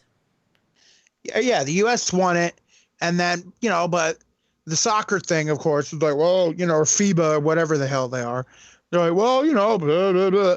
And then, you know, it was always like the men, because they see Brazil and all that, but you're not Brazil. No, you're not Brazil. You're not fucking... You're not Argentina. So, like, but you have a hell of a women's soccer program killing it, and then you underpay them. When the fact is, these women should be... Where I think you should get paid for your performance, which means since the women have been reigning, defending World Cup champs what? Like now, like 4 times? They've made the finals 4 years in a row. They've won 3 of 4. All right. So if you won 3 of 4, They've won 4. Therefore- They've won 4 titles in the last 20 years. therefore, you should be getting paid probably, if not 3 times, at least 2 times what the men are getting. Or at least To lose. At least equal. Holy shit! It's not that hard. Give them the same money.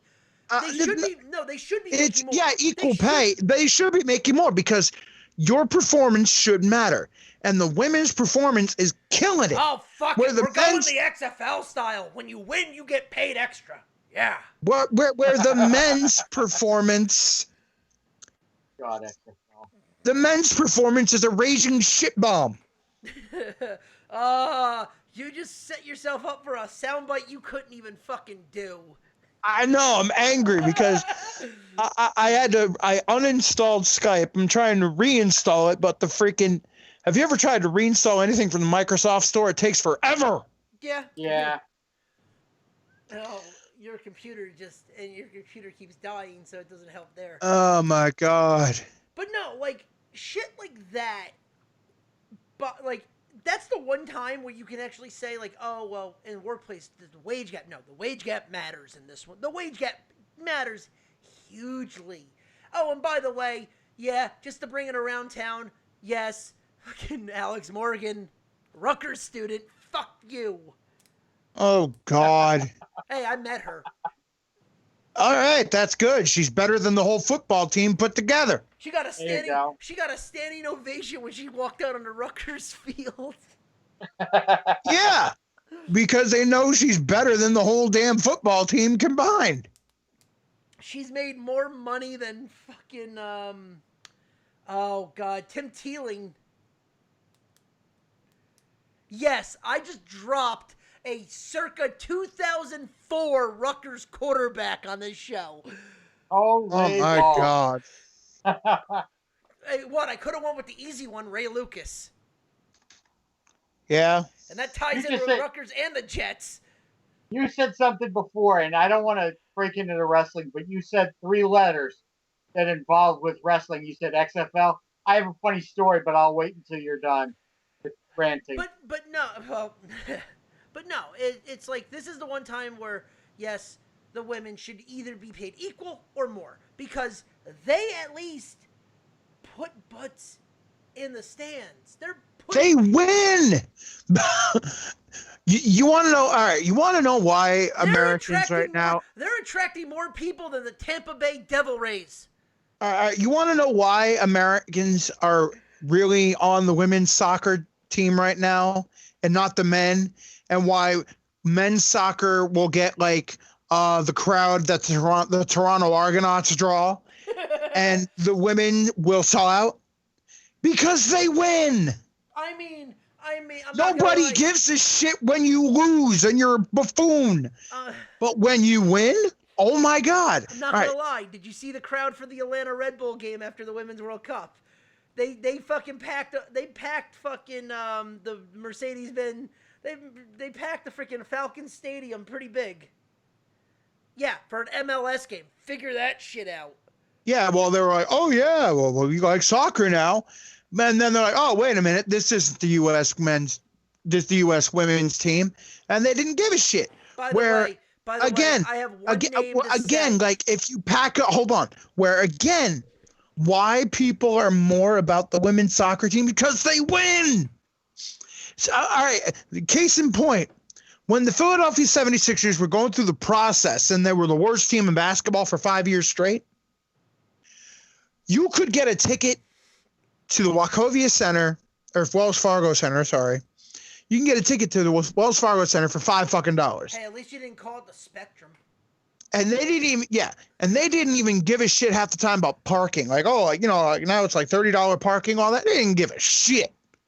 They're like, yeah, fucking park. I don't give a fuck. You have a better chance of buying a rare bunch of grapes out of Japan than a U.S. soccer game.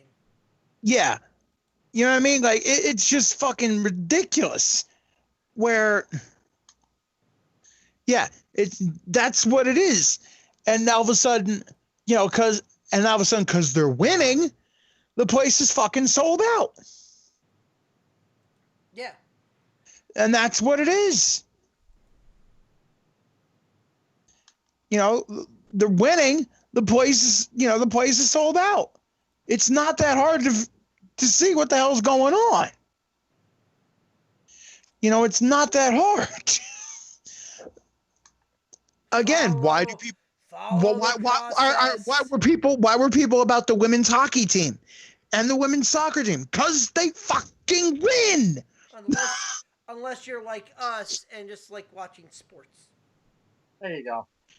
All right, yeah, but I don't watch soccer. I'll admit I don't watch soccer. I find soccer fucking boring. I hate It is. club. But- Sorry, I hate club soccer. But I will watch the women's team, and I probably watch more women's soccer because it's more interesting. And oh yeah, they fucking win. They get things going. Why don't people watch the Toronto Argonauts? Why? Because they fucking suck. They're terrible. I have one name to say about the men's soccer team. Freddie Adu. Okay. Want to know why that name is such a big deal in men's soccer? He was a 14-year-old kid. He was supposed to be a phenom. And where is he now? I don't know. Garbage? He's doing fucking yoga in his backyard in his Zen garden.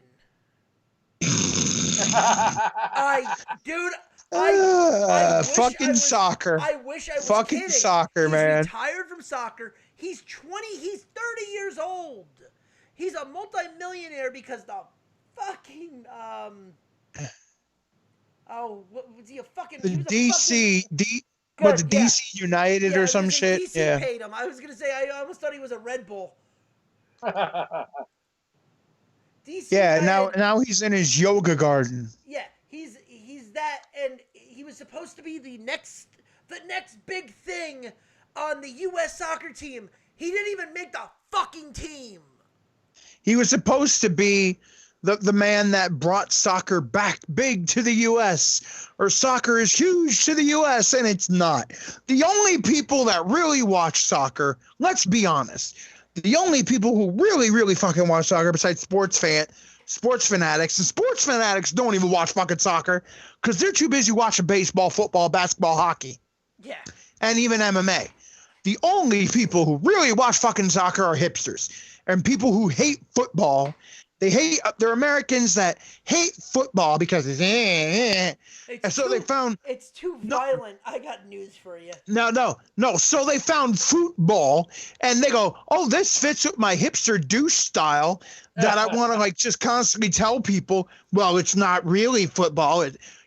What you play is not football, really. This is football, and it's pronounced football. You know those fucking people that just want to punch in the fucking face every time you talk about football? Why do you think the biggest football place is fucking Seattle? No, think about it. It's fucking hipster douche shit, and it's like every fucking time I don't watch the Super Bowl. My football season starts in a couple. I'm like, I don't give a fuck. Go fuck yourself. Go to fucking Argentina. Go to England. Go to fucking wherever else and be part of the Premier League. Since you want to talk about all those fucking teams from across the pond. It's great if you're a soccer fan. I get that. That's fine. But don't be a douche and shit on freaking American football being like, well, that's not really football. It should be called hand-egg or some other bullshit. And this is football. See, we play it with our feet. But you know what? Take your fucking punters, take your fucking kickers, go over there, play your little faggy-ass fucking game, and leave us alone. All I have to say is to anyone that wants to say, oh, soccer is the best thing ever. How many fucking soccer goalies or rugby kickers have come to the NFL? Not a lot. Again, if you're a lot. You want to what? All right, if you're a good soccer player, chances are you become an NFL kicker. Why? Because you get paid a ton fucking more. So I have something that you're gonna laugh at. So back in high school, we literally decided to go to a soccer game for recruitment. Why? Because we needed a kicker. Yeah, and you get one of them idiots. I kick the ball. Yeah, you have to learn how to play football. Oh no, I don't know. I kick the ball. Yeah, you kick the ball. You kick it over the goal, not under. Yeah, kick it over the fucking goal. There you go. And if you suck, we get rid of you. Yeah, you're in high What was school. that movie that? What was that movie that? The Replacements. No. It was Necessary Roughness. Hey. Yeah, where they got Kathy Ireland. Remember? Talk amongst yourselves. I gotta get this call. I'm going mute real quick. All right, all right.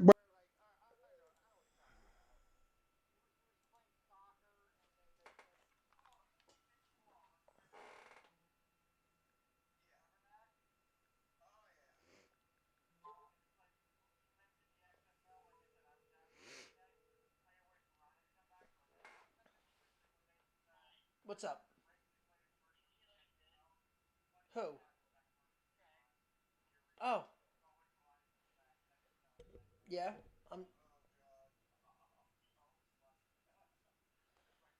I can't really talk that much. I'm doing my show.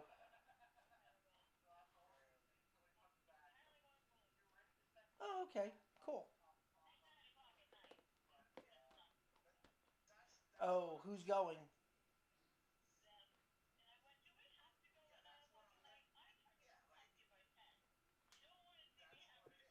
Oh yeah, I was gonna say if you have any thought about Russ, you.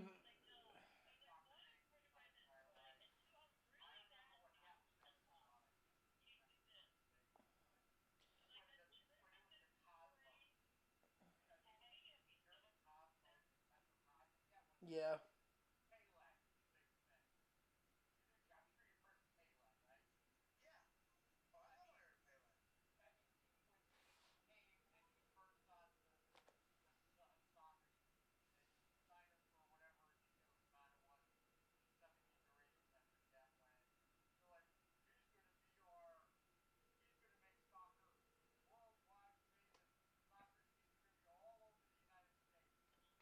Okay. Yeah, I hear you. And go at like 7 o'clock.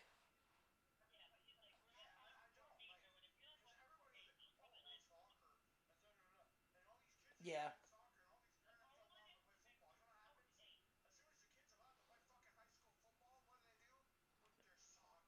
Oh, god damn it.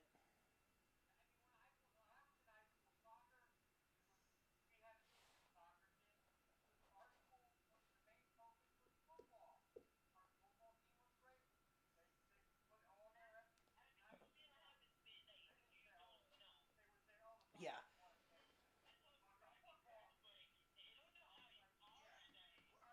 If you think you have any chance with this one guy, if he's going, yeah,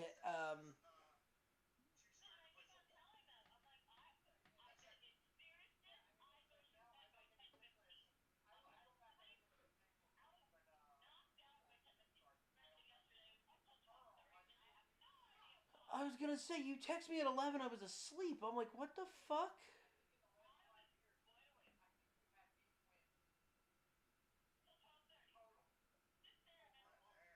Should have called Mike. No.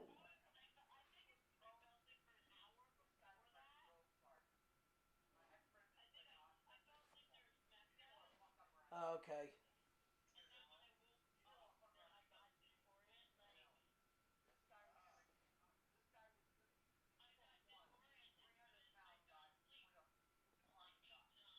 Mhm.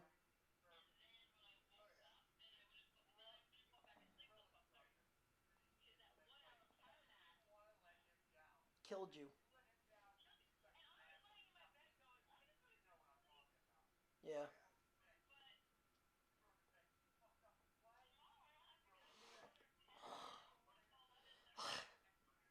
You work until 5, right? Okay.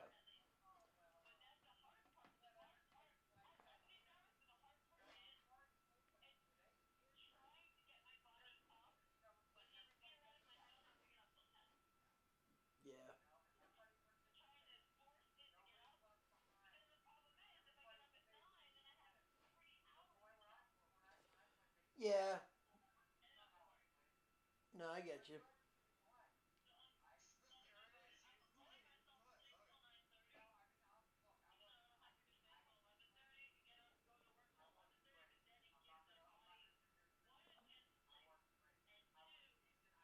To acclimate.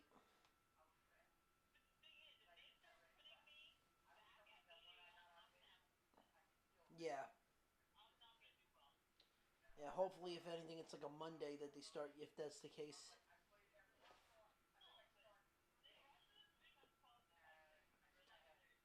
Yeah.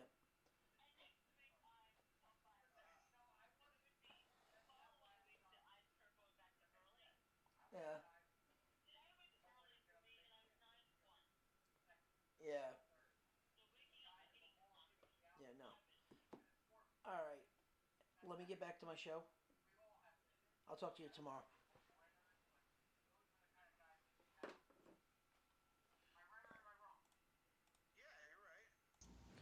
But that's. I don't know about ringers, but yeah. All right, I'm back. But you get my point. The point I'm saying is, you weren't on the you weren't picked for the team because he's going to hit this or he's got a cannon for an arm. This guy's got legs. He can run. Let's play him. That type of thing. But I digress. Right. Never mind. Digress. You're like, tell you what, I'll tell you what there. No, like, what I'm saying is, like, those are the only people, again, those are the only people that are really soccer fans. I mean, that are soccer nuts. It's like you see the freaking hipster. I'm going to the Philadelphia United game, Sons of Ben. Sons of Ben, no one likes us. We don't care. He. Fuck you. You know the people that would go. All right, Chris, I have a fun one for you. Who would you hate more? Soccer fans or people that go to arena football games? See, I do not hate soccer fans. I just want to be, I hate the douche soccer fans. Dude, you never sat in a crowded New York bar. Dude, okay, the funniest shit in the world is going to a pub at 7 o'clock in the morning and just knowing there's a football game on.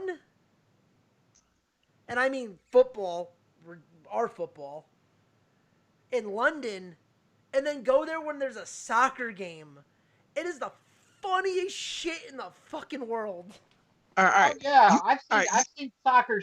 Look, I've watched enough British TV and stuff like that where they talk about soccer. They go football or whatever the fuck they call it over in England.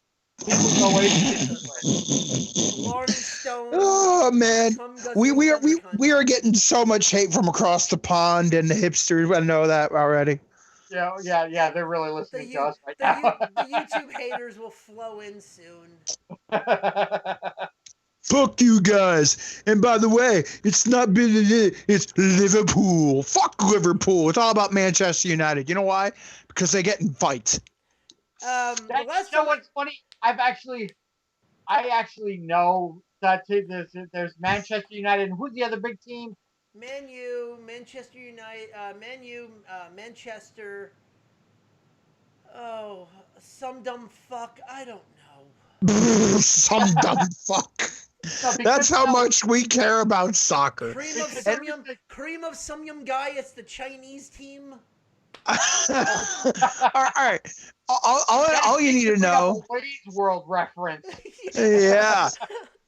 All you need to know about soccer. All you need to know, like, all right, not all you need to know. Sorry, but like what I feel like how soccer fans are. I'm talking about the hipster douche ones.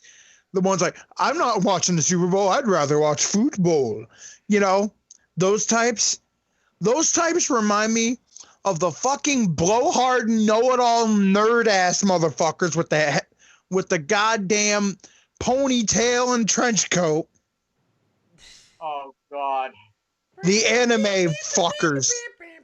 The anime fuckers like, you're not a real nerd. Blah, blah, blah, blah, blah, blah, blah, blah, blah, blah. Oh, my fucking God. My bank account. I'm not a real nerd. My bank account says otherwise. Thank you very much.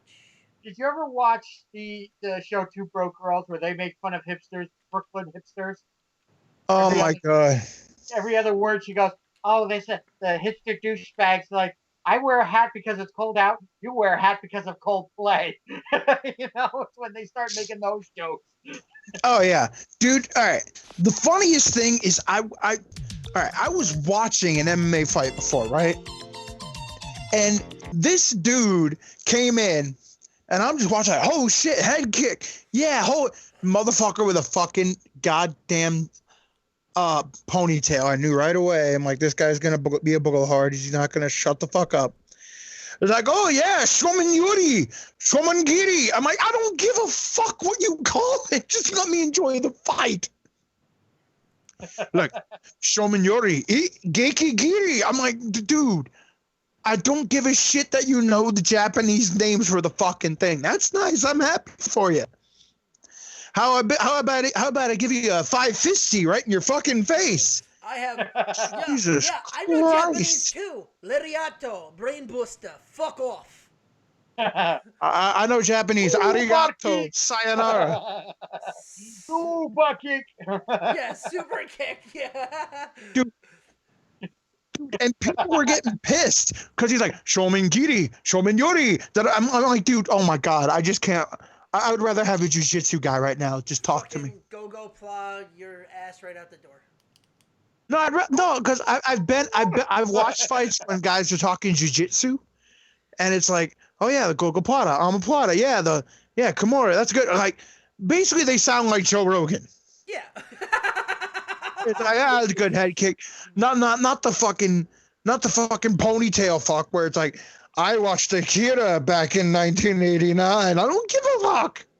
Oh, great. Ken Shamrock did the same thing, and Ken Shamrock's now a crazy motherfucker who's about. Oh my God, or the people that like, I watched Neon Genesis Evangelion before it came out on Netflix. I'm like, I don't give a fuck. I can care it was less. called Adult Swim, people. You're not so special. It's like, you don't. No, it's like I mentioned. Somebody's like, oh yeah, Naruto. And I'm like, okay, what? I don't give a fuck. They're like, you don't like Naruto? No, I don't like Naruto. Get the fuck out of here, Menudo. Okay, Jesus Christ. Oh God, Menudo. Fucking ponytail dude, Gerardo. There you go, Taco Grande, Rico Suave. Get the fuck out of my face. Okay. By the way, I just literally played the talent show bit over that entire rant. From Revenge Dude, of the Nerds. I'm just like, From yo. Revenge of the Nerds. I'm just like, yo, shut the fuck up, Seagal, okay? Jesus Christ. Okay, let's segue. Let's move on. Just going from the nerds. No. of MMA Like they're gonna get in a fight. They're gonna get in a fight and do all this dumb shit, like waving your hands around. Oh, that's nice. Bam, right in your face. Oh, you mean the Under Siege 2 reference? Oh yeah. The Casey Ryback there. Okay, going from Oh my God, going I'm from just a dumb idiot to a dumb idea. Did you hear the new last thing for news? Did you hear the new rule they're trying to implement in Major League Baseball? What? What? Oh, what are your guys' thoughts on players trying to steal first? What? Huh? How the fuck are you gonna steal fucking first? How the fuck? How the fuck? Yeah, how the fuck do you steal first? What, do they run out of the dugout? Holy shit! Yeah. Yes. What? They're gonna be like, wait, all of a sudden, wait, like, wait. gonna tippy toe out of the batter's box and then they struck out. Wait a minute. What am I gonna do? Am I gonna steal first? Am I gonna steal first? Psych. No. Well, maybe I will. But by the way, yes. No, I mean, how that? All right. The only way you can even run to first if you don't hit is if you strike out and the catcher drops the ball. Then you book it. Well, get ready for this. Oh God. Get ready for this, because this is actually legit. This rule is legit now in the Atlantic League. Are they gonna have like a pinch runner come running out of the dugout? No. It's like strike, go. Okay, so you ready for this? Go. In the second half of the season, the league will allow batters to steal first base on any pitch on any count, as long as it's considered a live ball. Not caught in flight is considered a live ball. The batter can run to first at any time, similar to the third strike rule. So there's no reason to ever. So all you got to do is wait for the pitcher to throw a changeup and book it. No. The catcher has to drop it. So literally, if it's a pass ball, and that ball's like towards third, you can just drop the bat and run to first. All right, so basically, if Wild Thing Vaughn throws one way out, just a bit outside, yes, he can. Then you can book it. You can book it to first. But the funny thing is, chances are, if Wild Thing's throwing just a bit outside, all you got to do is probably just sit in the batter's box for 3 more pitches, and you just take your base nicely anyway. If pitchers, here we go. Not only might see a lot fewer breaking balls, so they're pretty much just fucked with anybody deciding to, oh yeah, I have a junk ball pitcher. Nope. You're gonna see a lot more fastballs or cutters. So that way you look at, like, if you see the pitcher's wild. If pitcher's wild and the catcher was like that, and you swing at the bat. Wild pitches or pass balls, they might serve up more fastballs and players with elite speed. No, so if pitchers serve up more fastballs, that means more home runs. Wait. MLB has experimented with a few different ideas in the Atlantic League this season, including moving the mound back and automated strike zone. An automated strike zone? Yes. We all know the strike zone. It's from your shoulders to your knees. It's not that hard. Shit. What, you gonna put like laser things in there so you throw it right away? It takes away from the judgment of the ump. Oh, that's a strike. Can we just not touch the fucking sport? Come on. Oh, well, fans are not flocking to us like they used to. Who gives a fuck? Here's an idea. Fucking make the tickets cheaper so you can have a fucking stadium, a brand new stadium that can get filled. Like, I'm sorry, but no one's gonna want to pay $20,000 fucking dollars and a $5,000 PSL for fucking seats right behind home fucking plate in Yankee Stadium. Well, I got a great idea. It's from the CFL. You can have free hot dog on a Coke night. Dude, when the Tampa Bay Rays are asking to move to Canada for half the season. In Montreal. You know why? Because, all right, in Montreal and Toronto and all that, they are teams that are in love with, like, the big American sports thing. That's why you'll find more NFL football fans in Toronto than you will CFL fans.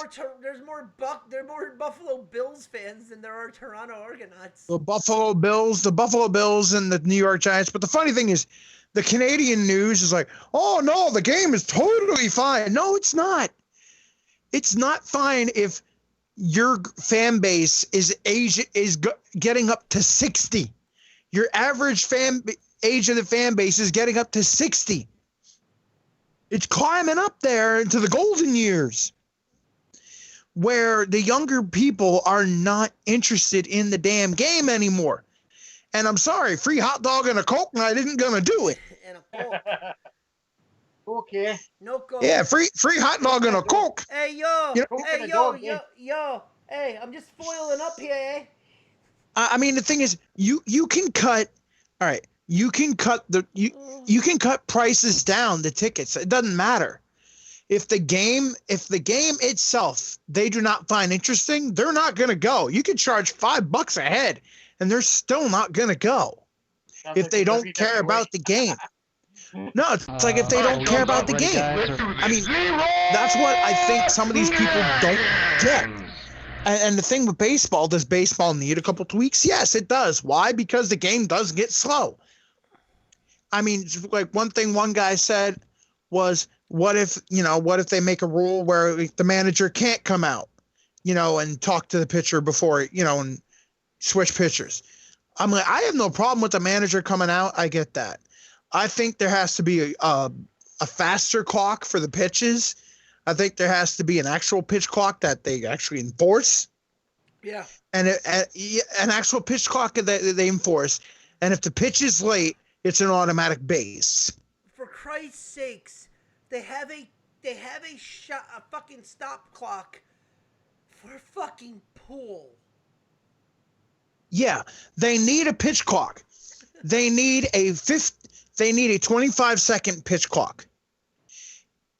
25-second, 20-second pitch clock. Done. And if you don't get the pitch off, which out of your hand, which I mean by out of your hand, not you're in the windup. If you don't get the pitch off by 25, it's an automatic base for the batter. Same as also the batter in the batter's box. Same thing. If you step out of the batter's box, it's 20 seconds. That's it. Not like you go there, you adjust yourself, you look at the sky, like, oh yeah, look at that. You know, you check your text, you make a phone call, you call mom. No, none of that. 20 seconds. I know why everybody loves 20 seconds, you better adjust yourself really fast. Like, oh, look at that, my balls are good. All right, get back in the batter's box. Get back in the batter's box. And if you don't, you're out. Done. It'll make the game faster. There are certain tweaks they need to do to make the game faster that's not taking away from the game. Right. All right. Now, the manager, going to the pitcher, that's fine. I mean, that's the drama.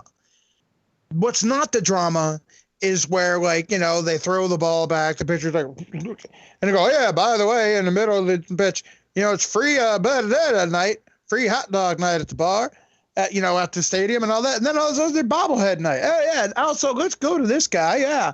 And also, they could do a commercial break in between pitches. Yeah.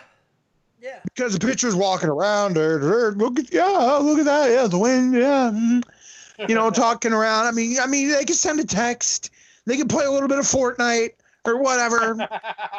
Yeah. You know why I said that, right? Yeah. Because Carlos Santana was the player in the Phillies clubhouse last year.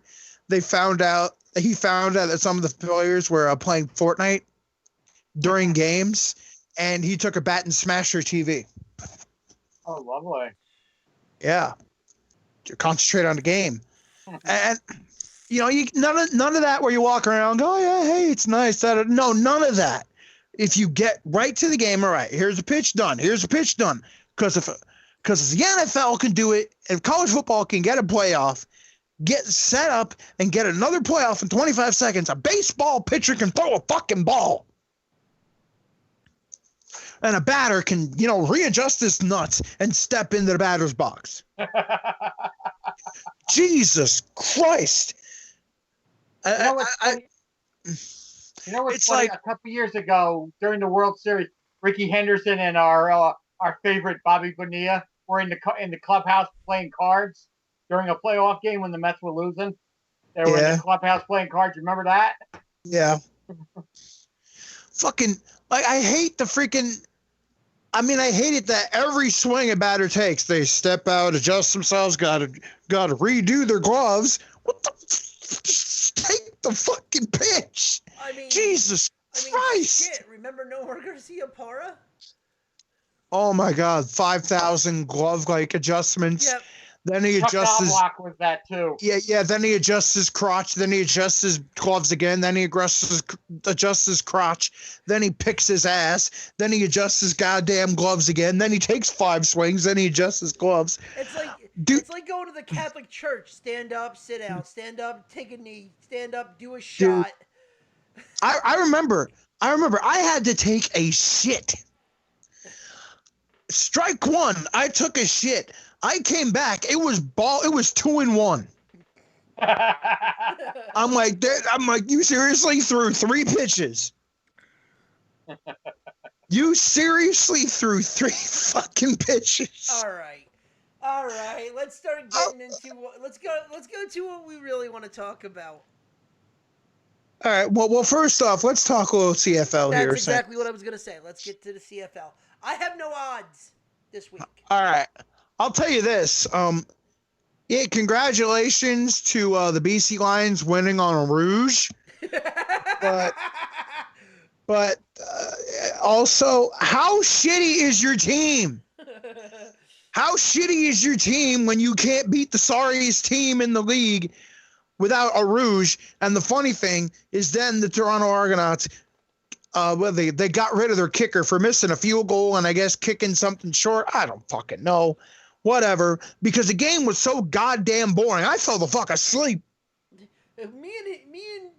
All right. So, John, we have to give you, if we get a chance, we have to give you Chris's fucking shit. You have to sit down and try to watch a CFL game. I'll try. Because if it's the one Canadian announcer, you'll love it because it's hilarious. They're like, oh, it already goes there. Before I forget, can I tell you the one XFL story? I started telling with Chris. Oh, yeah, go ahead. Monday I'm at Raw, right? So during the breaks, they play commercials on the Titantron or the big Tron above the thing. So they play an XFL commercial. The whole place starts booing. And the place was dead quiet anyway because Raw sucked anyway. All of a sudden, out of the blue, you hear somebody go, "Who gives a fuck?" Did they at least announce the team name? That's what I'm more concerned about. Did they at least announce the fucking team? All I know is they played a commercial. They're like, this is like they announced how many teams there were, and all of a sudden that place, and then as the commercial ends, who gives a fuck? The whole place started laughing. Oh God! I mean, it was loud enough. They were on a commercial break, so it didn't make the air. But the fact that somebody screamed, "Who gives a fuck?" at the XFL commercial was just hysterical. Raw wasn't. I don't know. Raw was a little bit better, but yeah, it's still boring. But no, it's just like Ronnie and I went into discussion. We're not going to get into that again. But I just thought, since you were talking about football and stuff, I said that was a perfect segue. I just had to get that out. Funny. Yeah, I mean, I'll just say straight up, like, I mean, that game was so boring, and it was so bad. And I'm like, is it the rain or is it the teams that are really that bad? Oh, it was bad. It was terrible. Ugh. But I mean, the fact that they won on a fucking Rouge of all. I still have no idea what you're talking about. You've talked about it, but I'm still not. I tried to watch it because Chris sent me a clip of it, and I watched it. And I'm like, I still don't understand what the fuck I'm watching. So as long BC, all right, BC lined up for a game-winning field goal. Okay. A game-winning field goal. They were tied. Yeah. So they missed the field goal and won the game. Because in the CFL, as long as the ball goes in the end zone and the other team touches it, as long as they don't return it back for a touchdown on their end, it is 1 point for the BC Lions. They won by 1 fucking point. Maybe that's why I don't watch Canadian football.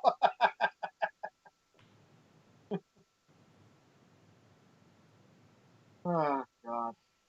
It was one of the funniest things in the world because me and Chris just look at each other and go, they won on a fucking Rouge. They won on the goddamn Rouge, man. They won on a Rouge. Just think how dumb that is. They won on a fucking Rouge. I mean, so it's like, why even... So my thing is like, why even try to kick the field goal? Right.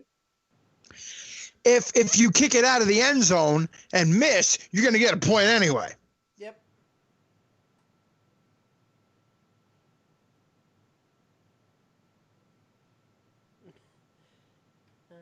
Welcome to the CFL. Yeah. We have these fucked up rules. Yeah, it's just fucking ridiculous.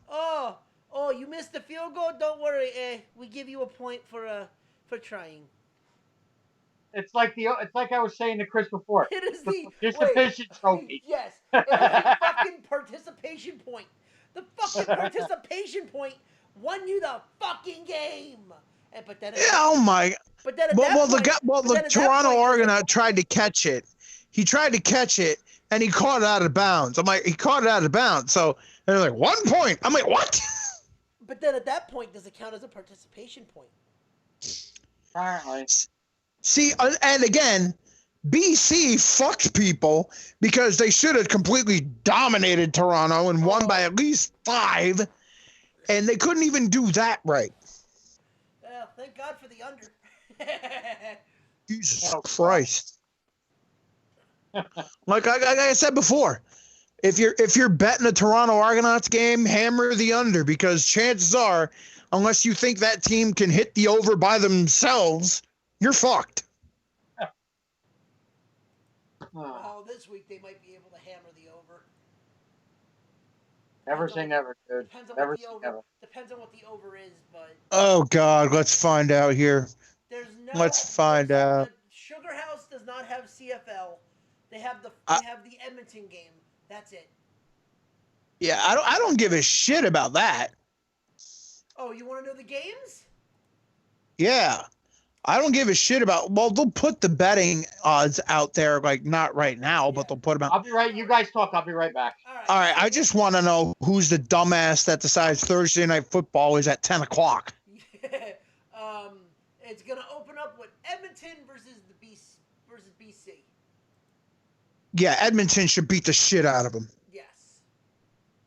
Edmonton should seriously beat the shit out of them. I mean, that was the team that Mike Riley could barely stand upright against. So I think Mike Riley gets knocked down again, and Edmonton cruises to a win. Yeah, minus because 170, and yeah, the spread is 3.5. After that shitty Argos game, I mean, I'm sorry, I have no faith in BC. I actually would say take the points on this one. 3.5 for Edmonton is the favorite. 3.5? Yeah, you lay the points with Edmonton. Yeah, and that's under William Hill. Some places. What's the over under? 55. Yeah, I don't know about that one. No, I would lay the under on that. For the rest of these, I don't have over-unders. Friday, Toronto, the Argos take on Winnipeg. Oh, God, it just gets worse for the Argos. Take Winnipeg in the over. But I don't think the over, though. What's the over? I don't know. I would just take Winnipeg. Just take Winnipeg in the points. Don't even fuck with the over. Because again, Winnipeg's defense is going to shut down Toronto. So unless you think Winnipeg can score 60 points by themselves, they could. Not against Toronto, because Winnipeg is a ball control offense. I'm back. All right, Winnipeg's a ball control offense. They like to run more than anything. So chances are, because that's how Winnipeg ran the clock out against the Red Blacks. Yeah. So I would take Winnipeg in the points, but I wouldn't. I mean, that defense is going to shut down Toronto. I mean, that's a given. Yeah. Most likely. All right. Then you have this one's not going to be a blowout like some people probably think it is. The Alouettes at Ottawa. I think Ottawa is going to be pissed off that they're not unbeaten. That they're not undefeated. I think they're going to come out ready to play, being on a 1 game. They're not going to want to have a 2-game losing streak. Yeah, but the other thing is Montreal tasted victory at home. I mean, yeah, it was at home, and I got to go on the road. But the thing is, Montreal has been in every game they have played, except for the 1 game in Tim Hortons Field. I have a feeling that Ottawa is going to be the favorite going into this. So, yeah, you take Montreal on the points, but I think Ottawa's going to win. And if I had to guess, if I had to sharp it, I'll probably say Ottawa by 5. I guess. I think I think Montreal like makes this game really close. Oh no, I agree, but I'm saying if I had to sharp it, like if I had to handicap this game, I'd probably say it's Ottawa by 5. I think I think they're 2 points better if this game was not on a neutral field, but because they're home, I add the 3. I say 5. 5, yeah. I'll say 5. Then we got Calgary going to Tim Hortons Field to take on the Tiger Cats, who are probably angry that they lost that bad. Well, also got screwed. Well, we're going to talk about that next. Also got screwed over by some horrible CFL officiating. Now, I want to know, is Bo Levi starting? No, Bo Levi's out. Out? Give me Hamilton. Bo Levi's out. Nick Arbuckle was great against Saskatchewan. Saskatchewan had Cody Fajardo though last. But I think Hamilton's going to come out pissed. I think this game is going to be tight. I think this game is going to be 3 points Hamilton. I think Hamilton can win. I think Hamilton can win because, well, first off, it's at home. Yeah, well, that's what I'm saying. I say these two teams are even. I think this is a pick'em game, but because it's home, I lay the 3 with Hamilton. Yeah, Calgary's up and down. The Tiger Cats lost on the road to Montreal in a trap game. I think they come out ready to play. I'm looking at a fucking song! I think they come out ready to play. And thanks for the follow. Wait, what? Someone just followed. Oh, yeah. Oh, sorry. Yeah, I think they come out ready to play. But, yeah, it's a tough one. I mean, if I would leave that game alone. Yeah. I wouldn't even bet that game. I would leave it alone. I mean, I if anything, I tie that into a parlay, and then just bet the no spread, just bet the straight up. Yeah, even though I would still just leave it alone. Yeah, I mean, shit like that's worked for us, so who knows? Whatever works. If it ain't broke, don't fix it, I guess. Yeah, all right. Well, there is one other factor when you're talking about the CFL that you really have to factor in here. Unfortunately, and it shouldn't come to this. It shouldn't come to this.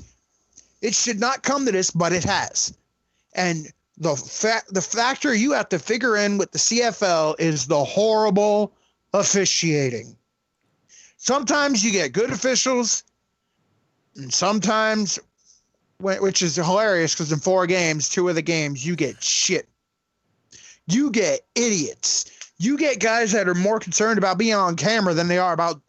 I don't even think they know the game they're officiating. You don't, eh? And some of these rules are retarded. All right, like Hamilton. All right, the guy from Hamilton blocked a punt. He got his hand on the ball and partially blocked the punt, right? Yep. But he was called for roughing the kicker because the kicker hopped twice, and when he rolled, the kicker fell over the guy. And they called roughing the kicker. If anything, is running into the kicker, but still, they called roughing the kicker. All right.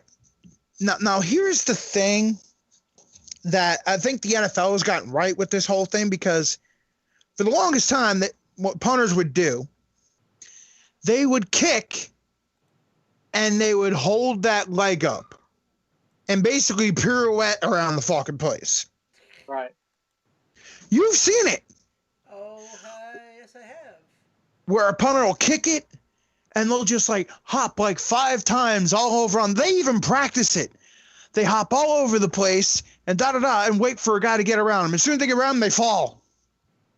Oh, he hit me. I was on my leg. I was on my one leg. And the CF and the NFL saw that rule and go, yeah, no. You kick it, you get 1 hop. You kick it, they do the 1 hop, you put the leg down. Because if you kick it, you get that 1 hop, hey, look at that, and then you get nailed, too fucking bad.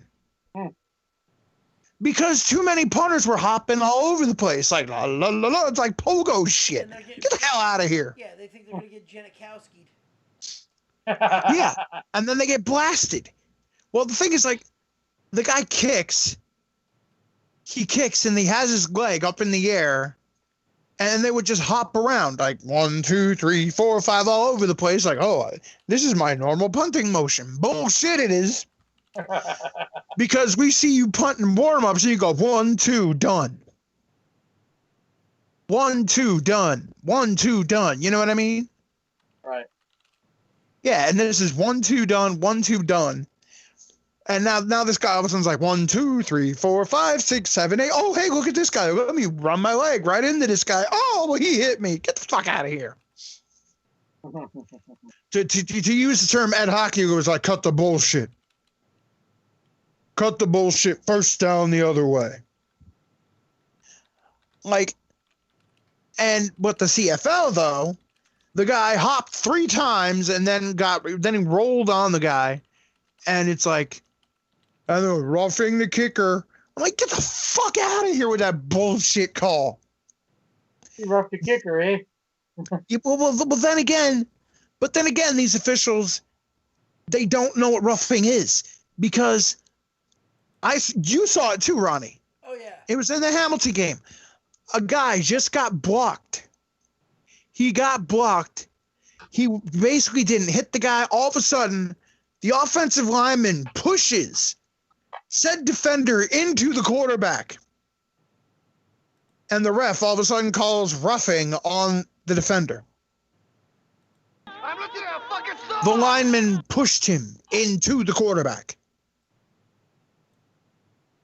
And it wasn't even like a push, like, oh, just a push like that. No, he grabbed the guy and threw him. Yeah, there's a difference between that and a fucking horse collar. Yeah. Right. Well, there's a difference between getting thrown into a guy and actually running into him of your own will and volition. Right. He got thrown into the dude. It's like, no. And then they called it. And they're like, oh, roughing the passer. And it was a crucial play. I'm like, what the fuck? And then they had another one where they call this phantom call because linemen fight all the time. Yes, they do. And there was a huge catch made by the team, and they're off calling unnecessary roughness on a lineman for hitting a guy when the bell wasn't when the whistle wasn't even blown. They didn't blow the whistle. They were hitting the guy, and then all of a sudden he pushes the guy, and the guy's still catching the ball. That's free play. I don't know what kind of weird rules you have, but that is still a live play.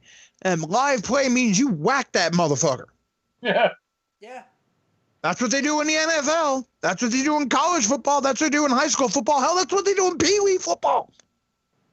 There you go. But these morons in the CFL, like, unnecessary roughness.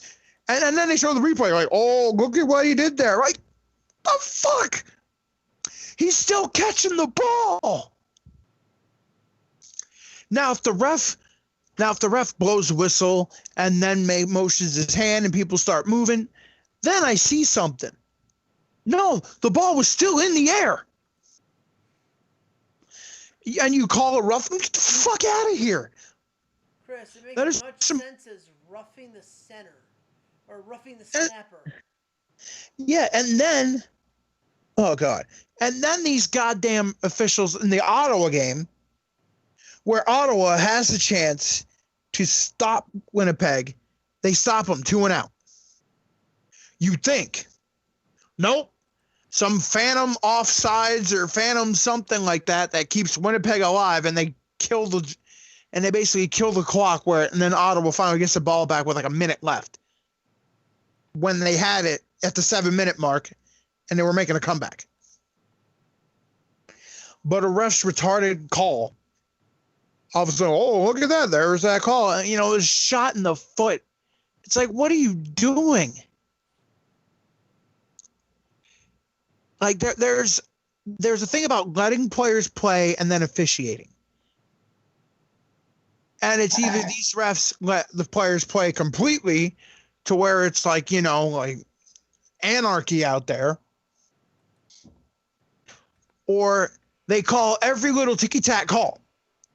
Like if a guy's going for the ball, and he inadvertently hits the receiver, pass interference. He went for the ball. There's a difference between railing the guy and grabbing his arm besides, and then there's going for the ball where your arm may be in his arm. Yeah. I mean, there's a difference, and they don't get it. And some of these officials just don't get it. And the worst part is they have the command center to help, correct these calls, and they still get it wrong. Yeah. Oh my God. Some Canadians and the thing are like, well, that's the CFL, and if you don't like it, then I'm like, but the CFL is marred by bad officiating?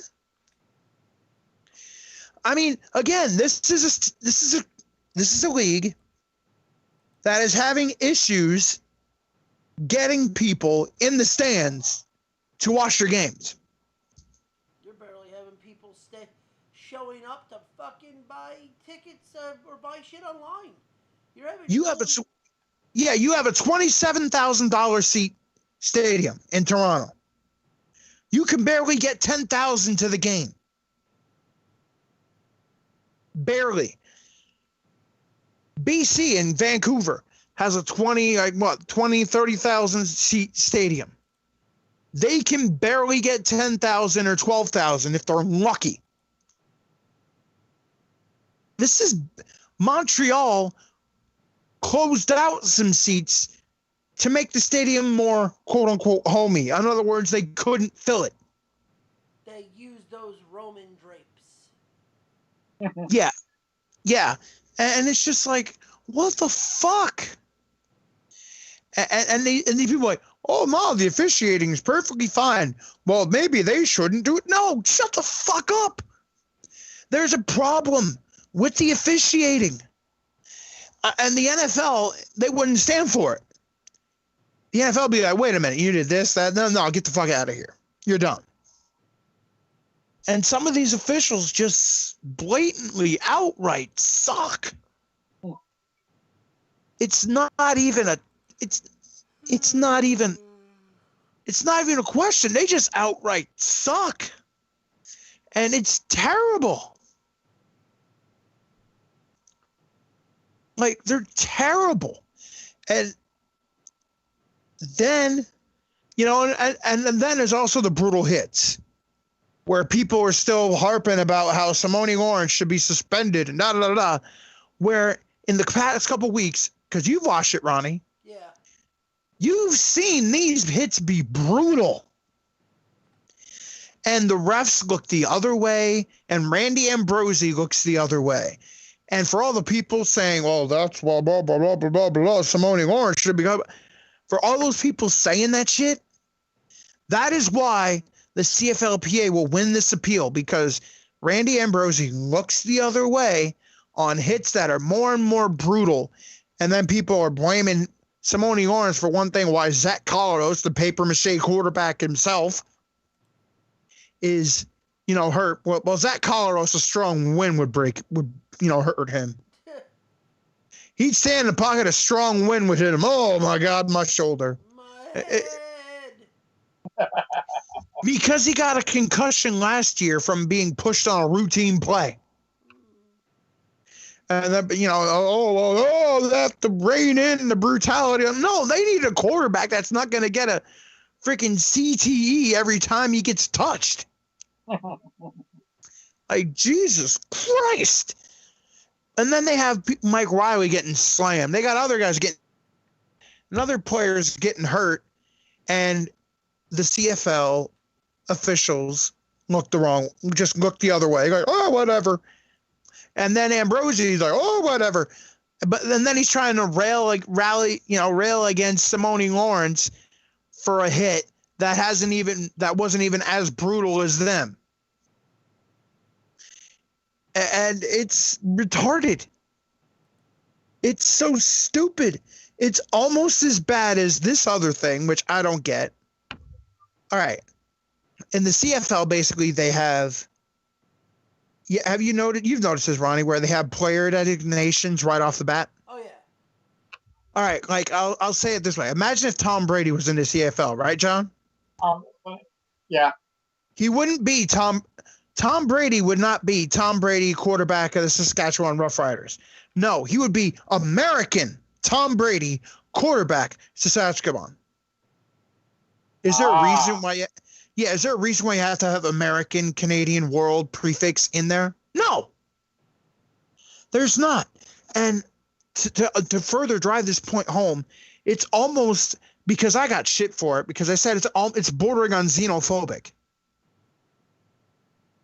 It is, because a lot of people like Canada, proud game of Canada, and these Canadians, and and it gives the Canadian kids something to look for, to shoot for. It's like, and then they bitch about their best players in Canada going to the NFL. You want to know why that is? Bo Levi Mitchell. The only reason he's playing in Canada right now is because Kirk Cousins is quarterback in the Minnesota Vikings. Yep. And there's no way he would ever be a backup. And there's, he could be a backup. And, he could be a backup and hope Kirk Cousins get hurt, but Kirk Cousins rarely gets hurt. And he would, and he tried to get on the team, and they have a backup and a backup. So he's looking at third string. So third string, he's not making the $3-4 million he's making in Calgary. But if you take the average salary of a CFL player, it's $50,000. That's the average, like around minimum salary, like minimum. All right, the player minimum, right? Rookies come into the league in the NFL at like a $300,000 to $400,000 minimum salary. And every year you're in the league, your salary goes up. So if you're a 9-year veteran, the absolute minimum you can get paid is $100,000. In the CFL, they have starting players that are making $200,000 and $500,000. Wow. Now you want to know why your best talent in Canada decides to go across the border? There's your reason. They want to get paid. Yeah, either you bust your ass in the CFL in front of people that, in front of half-empty stadiums, or you're good enough to make it to the NFL where you're playing in front of sold-out stadiums every freaking game. Yeah. And you're getting bank. And you're getting paid a lot more. I mean, there's so many more issues that they need to do to get people in the stands, to get people to watch the games, rather than free hot dog night, or free family bobblehead night, or what? No, Jesus Christ! And they're so stuck. And the reason, and the CFLPA was trying to get a CBA that basically is like the NFL PA CBA, right? The CFL ownership and all that turned its nose at it. They didn't want to hear about it. They didn't want to hear about it. And the fact that they had the CFL before Randy Ambrosie, they had, I think it was Jeff oh my God, I forgot his damn name. But it was an African American man who was the what's the word I'm looking for? The president or the commissioner. An African American man was the commissioner of the CFL. In 2 years, he left for undisclosed reasons. And then they hired Randy Ambrosie, who the CFL owners love. Yeah, not to mention that the African American was really from Detroit. how dare an American be, you know, it's like you hear it, like you go in that Facebook group, it's like, oh, what an American and da da da da Americans, you know, we need a strong Canadian quarterback. It's like you're bordering on xenophobia. You replace American and Canadian with white, black, Mexican, Mexican, American, you know, Mexican, or you know, Mexican or English or whatever. It's xenophobia, straight up. And they don't get it. But then again, that's why the CFL's fan base is creeping up in age, and the younger people are gravitating towards the NBA, the NFL, Major League Baseball. Because here's the funny thing. Baseball in Canada, as much as the Blue Jays suck, they're still getting a lot. They're still packing them in. Yeah. Yep. Whenever, like, I guarantee when the Devil Rays play in Montreal, they'll pack them in. Yeah. Yep.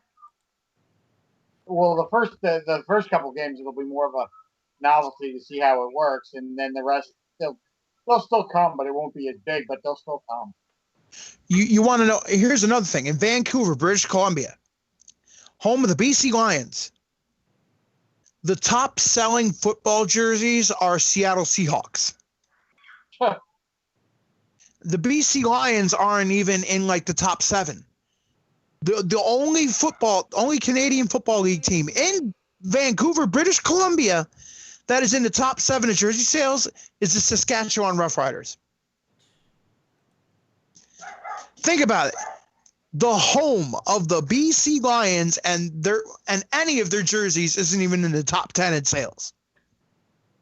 Sports stores are like, we can barely move them. Young kids don't buy them.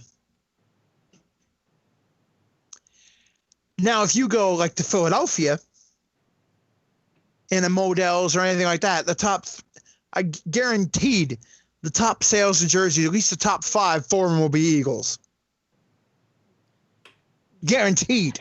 Jersey, you're either going to get in Jersey and with the tri-state, it's going to be a split. You're going to see it's going to be a 4-way split pretty much. You know, you'll see Philly, Jets, Giants, or Bills. Right. That's just how it is. Right. New York, Jersey, Connecticut, maybe Patriots. If you go a little bit higher, you might see a couple Patriots and fans around this area. But like it's like baseball. You see Mets, Yankees. But just think about that. That's how. And we are, oh, there's no problem. Your own jersey in your own hometown is not selling. Yeah. That's pretty bad. Saskatchewan is selling better than you. Uh-huh. And you signed Mike Riley to a multi-year contract, $2 million, and his jersey is not even outselling Zach fucking Collaros. Yeah. Yeah. How pathetic is that? Just a little bit. It's fucking pathetic. Oh, but yeah, free hot dog night. Fuck out of here. They need to do something to the game. And one of the things they got to do right away is start off with getting better officiating. Yeah, that I agree with.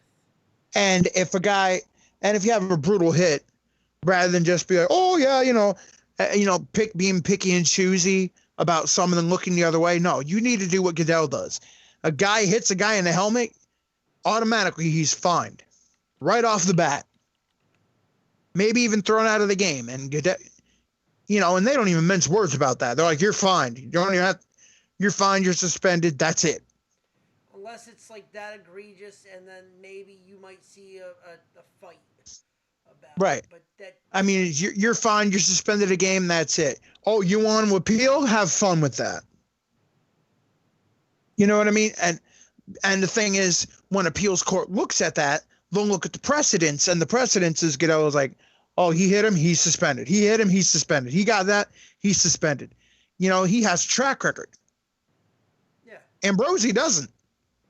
So all of a sudden they go, oh yeah, well that guy should be suspended, but this guy who just threw this guy on his head, he's fine. As soon as you do that, you lose credibility.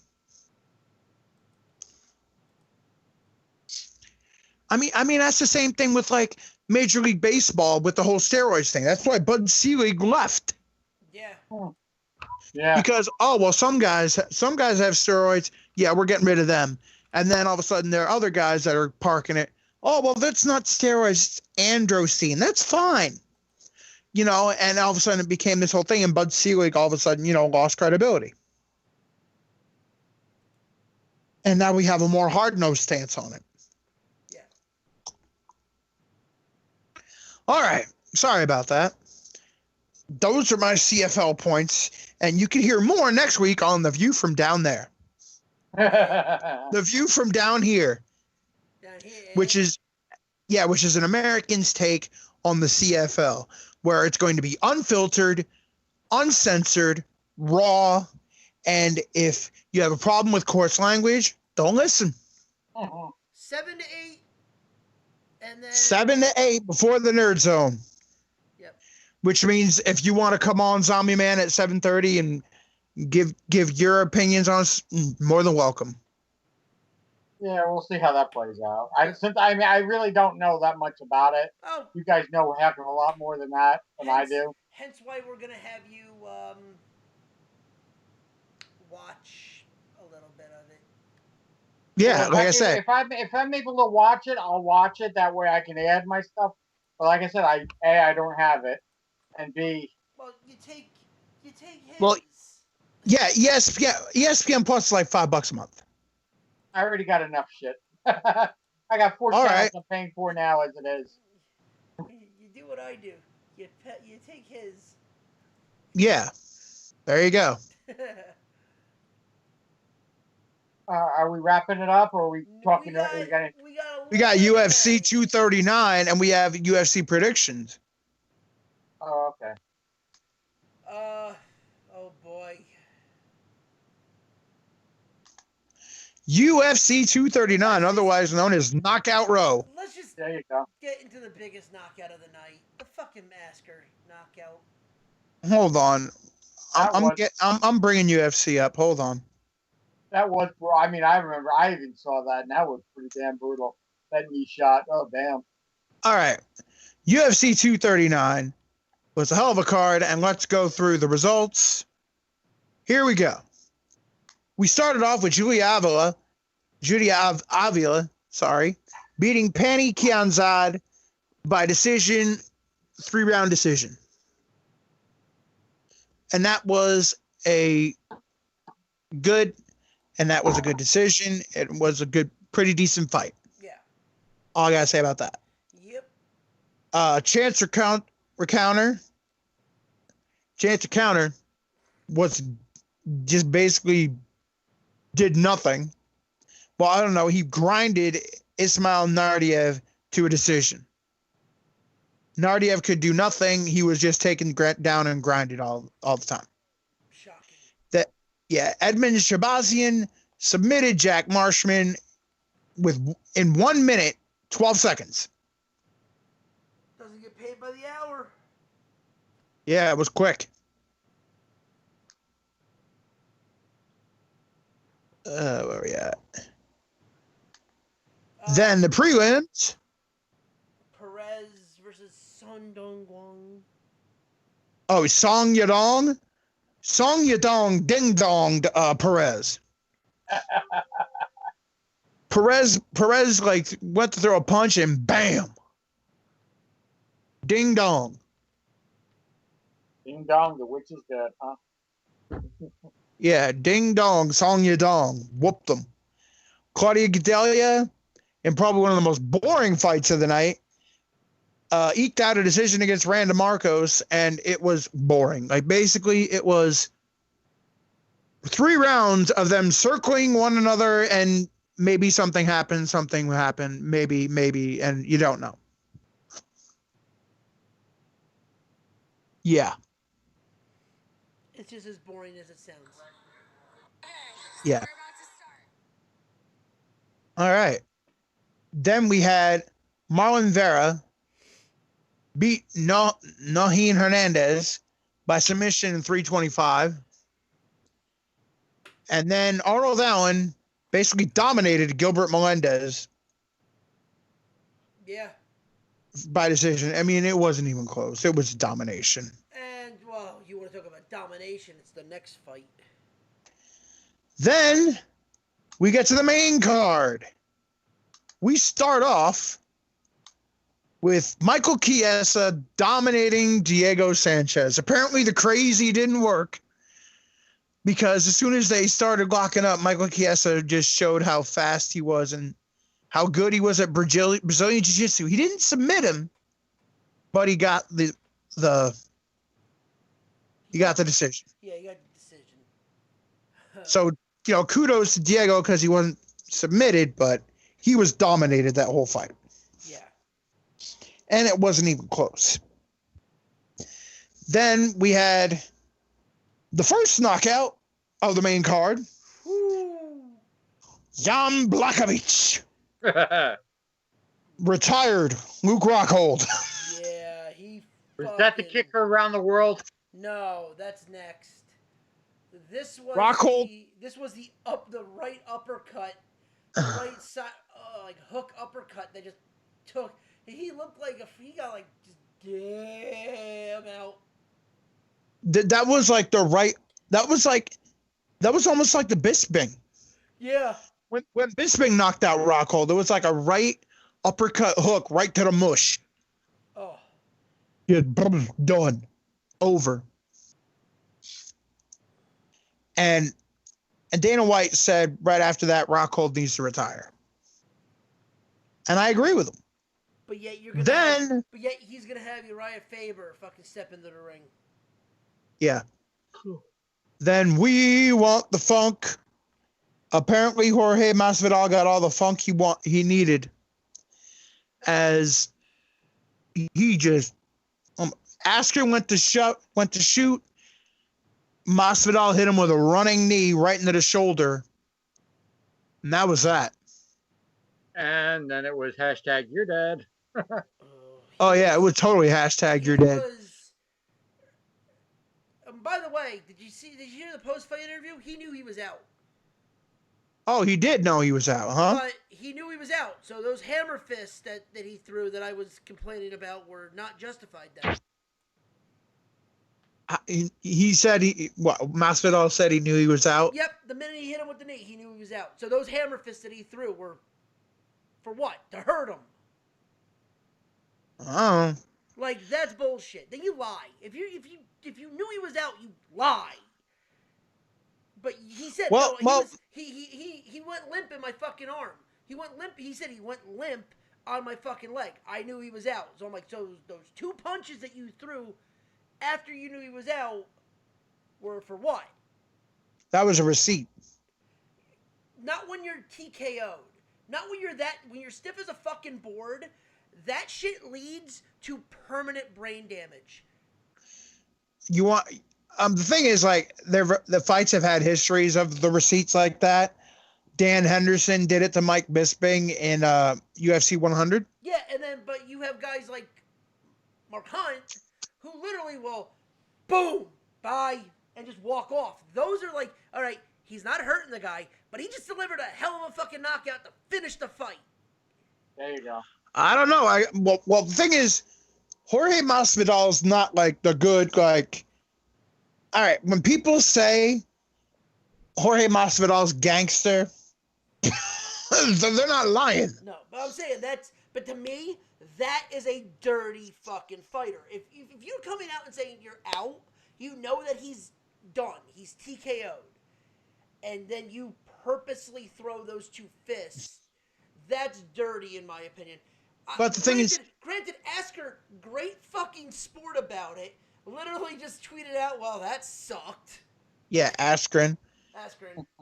Yeah, like, the thing again, though, Masvidal, I mean, it's not Masvidal got knocked, how can I put it? He got knocked the fuck out. No, Masvidal, how gangster Masvidal is, after he knocked out Darren Till, he went in the back and when he was at the UFC in Britain and picked a fight with another guy.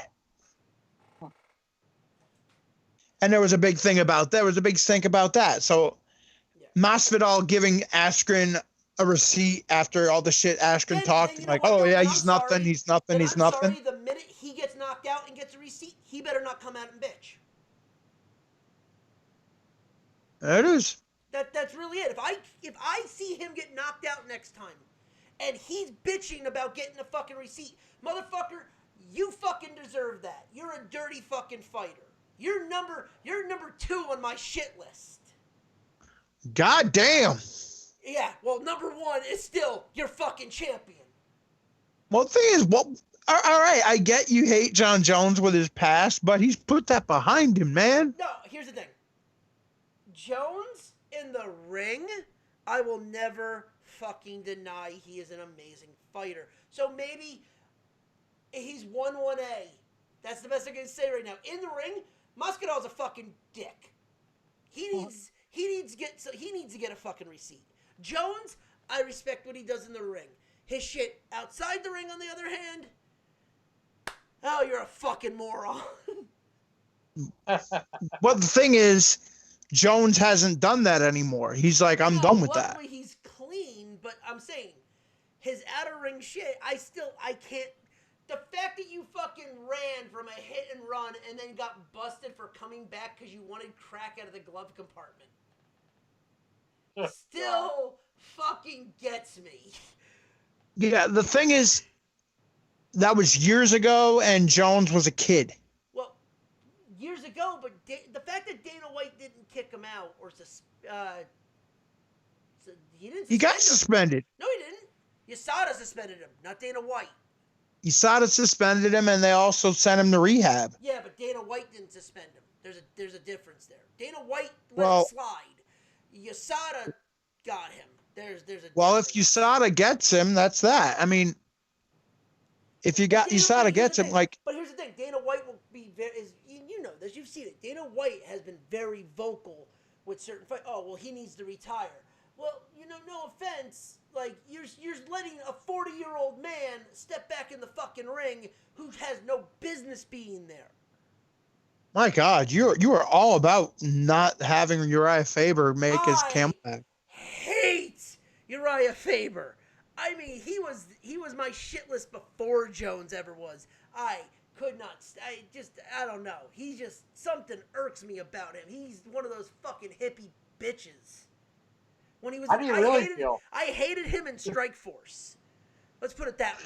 You hated the headband, the white cornrows. Dude, he was fucking Matt Riddle before Matt Riddle, and Matt Riddle fucking makes that shit look a little bit better. I still don't like the shit Matt Riddle. The cornrows dude, coming out to California Love. It is so.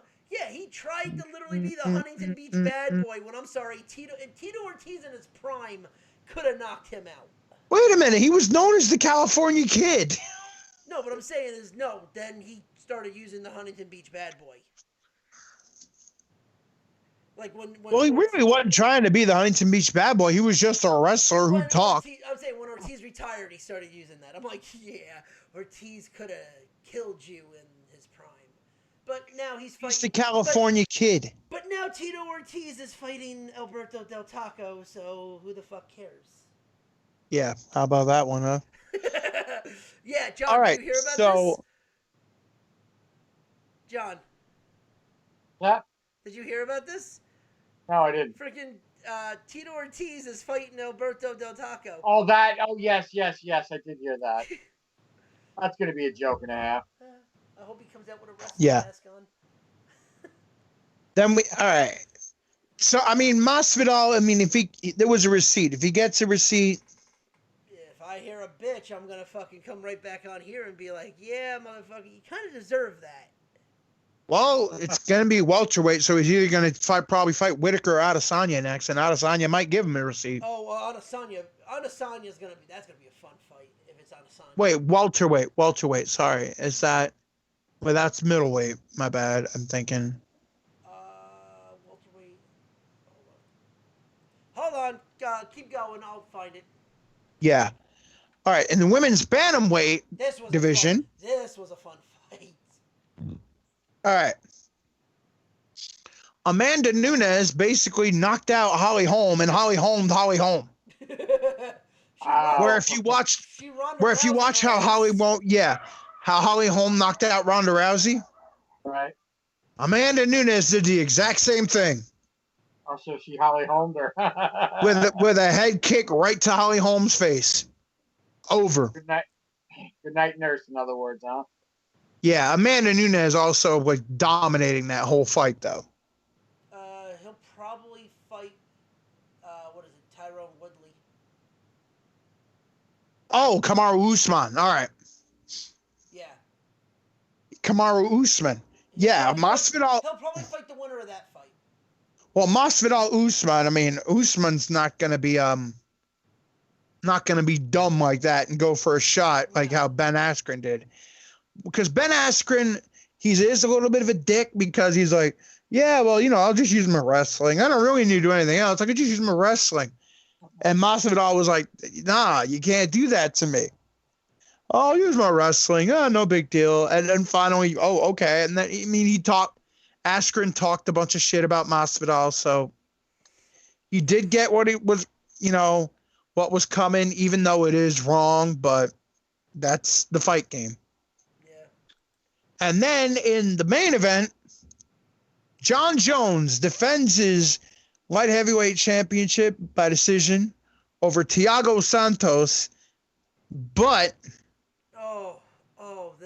this butt. Oh but my Santos, God, my leg is hurting thinking about this.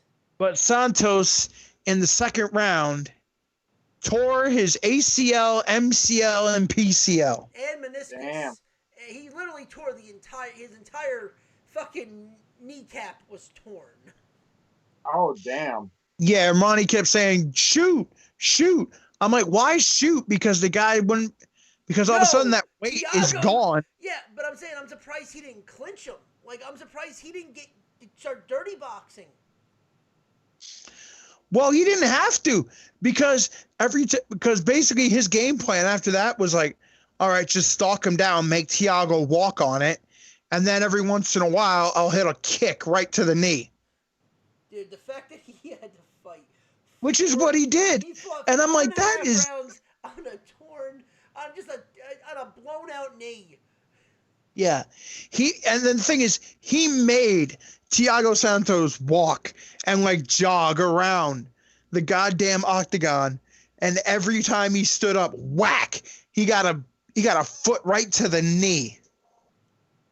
He got a foot right to the knee, and all of a sudden, then Thiago has to fight more. It was crazy, but Thiago had to fight more, and he got a whack right to the knee again, on a whack right to the knee. It's like, that is. I still think the only reason he won that was because of octagon control. That's really, in my opinion, I think that was the determining factor. No, John Jones dominated that fight. Like, John all right. Jones has always been tough, so. No, all right. Santos. All right, Santos won the first round. I mean, so some people say the second round too. I don't think so, because the third. I think he won the first, third. No, sorry, first, second, and fifth. See, I don't think he won the second, because as much people, Santos won the second. No, because remember, John Jones knocked him down twice in the second. I'm saying, I'm saying this. I think he won the second one by shards, but I think the determining factor. No, he didn't. I mean, he had a couple flurries. All right, Thiago Santos had a couple flurries, right? And a couple nice shots, but John Jones never went down. The only time John Jones even slipped was when he missed a kick, where he knocked Thiago Santos down twice. I mean, they weren't like, they weren't Joe Rogan, like, all of a sudden, like, no, it wasn't that. But he knocked him down twice. I mean, whether they were grazing kicks that hit his shoulder and then knocked him against the cage and he lost his balance, in the knee or whatever, it doesn't matter. He knocked him down twice. So you knock him down twice where Santos is like doing flurries. It doesn't matter. You knocked him down twice, so you win the round. And then he knocked him down again in the third round when Santos was dealing with that. The fourth round, he knocked him down again. And then the 5th round, Santos threw some flurries. Jones was sort of on his horse a little bit and also like threw some flurries. And if anything, the 5th round was like a draw, if anything. And like, I agree with what Dana White said. I mean, if you think Santos won that fight, you should not be judging MMA because Jones hit him with 2 knockdowns in the 2nd. That's why he won that round. I mean, as much as nice flurries, he didn't knock him down.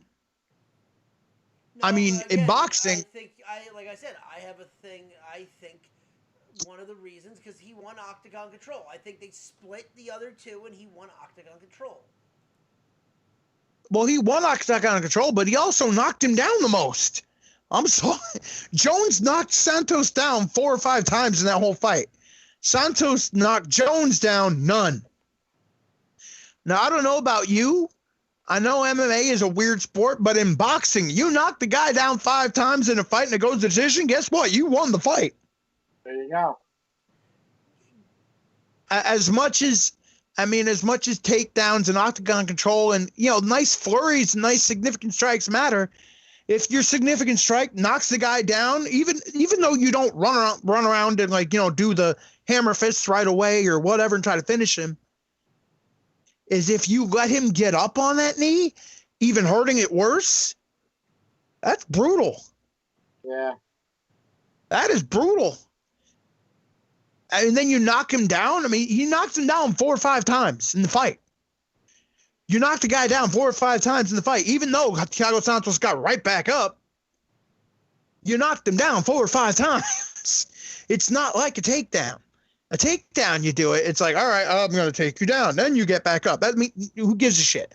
But if you knock the guy down 4 or 5 times, it could be either he rocked him or you kicked him against the cage and he fell and lost his footing. It still counts as a knockdown. It still does. And that's why Jones won that fight. I thought it should have been a unanimous decision, not a split decision. Because I saw that. I mean, Santos won the first round. Bar none. He won the first round. I was like, oh, Jones is in for a fight. But then that second round after the knee happened, he knocked him down twice.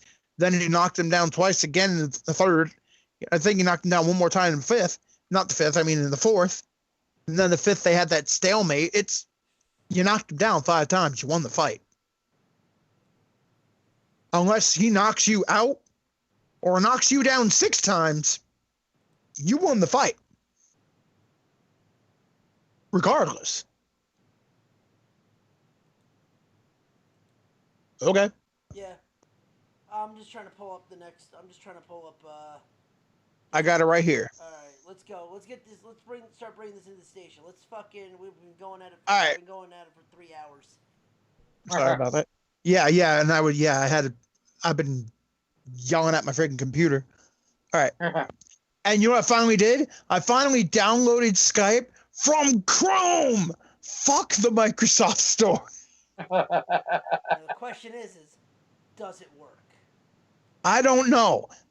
I'll find out. I'll call you. I'll call you some other day. Or we'll try it after the fucking show. Yeah, I downloaded from fucking Chrome because I remember I had a problem with the other Skype.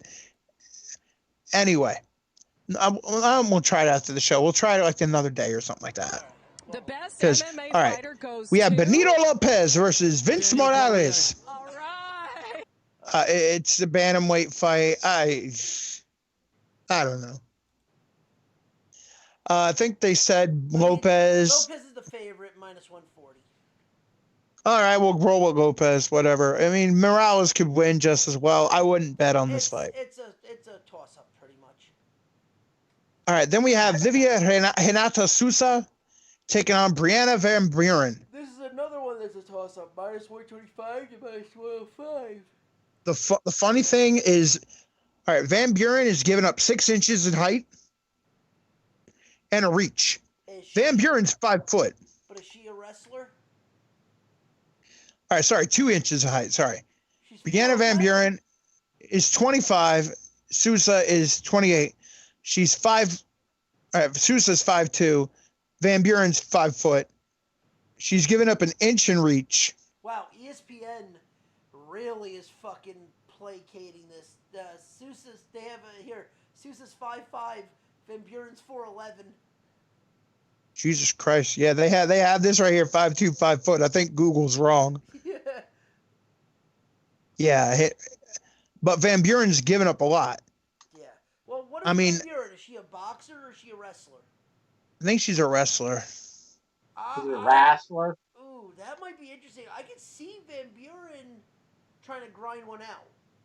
Her nickname is the Bull. Oh, she's gonna pull a. Oh, see, what's bad is Brazilian, probably jiu-jitsu.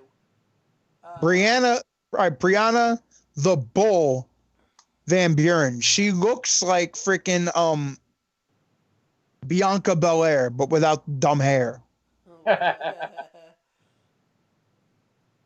She is. Let's see. She's from Invicta. Yeah, and she won. Invicta's last year. Was it last year? No. No, she won. This year's. It was May. This year's Phoenix Rising series. Yeah, where you have to fight 3 times in one night. Which, by the way, she won. Okay, so I'm looking at it. Her 3 fights, she won submission, armbar, decision unanimous, and submission rear naked choke. She choked out the champ. Yeah. Her last 5 fights, she's won all 5 of them. And she's gone armbar, decision, rear naked choke, decision, rear naked choke. Yeah. That. Whew. I can see her grinding out a victory on that. I mean, Sousa's a BJJ, but I could see Van Buren. I could see that. Here's the thing. I just looked up her thing. They classify her under kickboxer. Right. They might take a. All right. I could see. I might take a flyer on Van Buren. See what happens. Yeah, you're not losing much because she's pretty much even money. Right. So I mean, yeah, there's a. Yeah. All right. Then you got Pingguan Liu versus Jonathan Martinez. I would take Liu. Yeah, you take Liu. The best. Then you got Darren Elkins versus Ryan Hall. Go with Ryan Hall, the dude submits almost everybody, and I don't think Elkins is old. Yeah, this is pretty. You got a 35. All right, well, it's 35 versus 34. All right, supposedly. I don't think Hall is 34 though. All right. They don't give age here. Yeah. Yeah, but I would go with Hall. Yeah. Then you have Juliana Pena making her first fight appearance since 2017, taking on fresh off suspension Nico Montano. But when Nico Montano was fighting in the UFC before, she was the flyweight at 125. Pena is a lot bigger and a lot more stronger. And especially if you go to wrestling, if it goes to a grappling match, I think Pena just grinds Montano down to the ground. They're having her come in as a decent sized favorite, Montano. Montano's a favorite? Yeah. I like Pena. Pena, unless Montano can do something to knock out Pena or something like that, or keep it standing, Pena gets her down, and that's all she wrote. Then we have, oh God, this is the Lucky Strike. This is the Lucky Strike fight. This is a fight I'll enjoy watching. I would not lay anything on it. Good, because there's no odds on it. Andre Philly versus Shimon Moraes. Both of these guys have knockout power in their hands. Both of these guys ridiculous, crazy knockouts. It should be a crazy fight.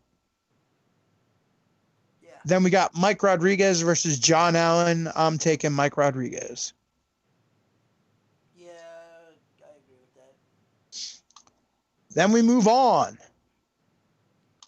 to the main card. Or, yeah, main card, I guess. Benil. Oh, that was canceled. Marvin Vittori versus Cesar Ferreira. Vittori. I'm sorry. No, go ahead. Cesar is the favorite coming into this fight at -145. Of course. Marvin Vittori rarely ever gets knocked out. Rarely, like, he always goes the distance, and he rarely, like, he always, like, ekes out almost like a split. He doesn't eke out. Like, usually he's on the wrong end of a split decision. Mm-hmm. I think Vittori gets it done. Vittori's a beast. Cesar Ferreira is, let me guess, Brazilian Jiu-Jitsu? Yep. All right, well, maybe he'll tap out Vittori, but I don't see Vittori, like, Vittori's weird, man. Every time I've seen Vittori, I'm like, oh, yeah, he'll win.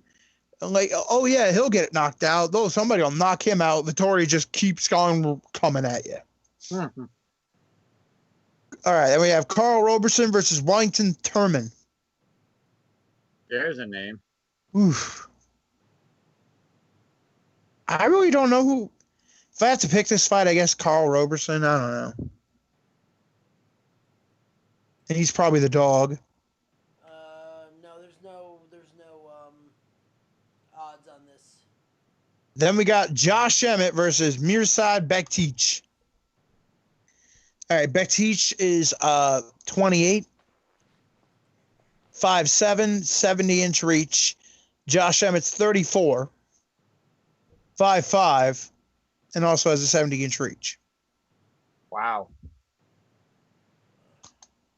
I'm going to go with Bektic. Yeah, I think.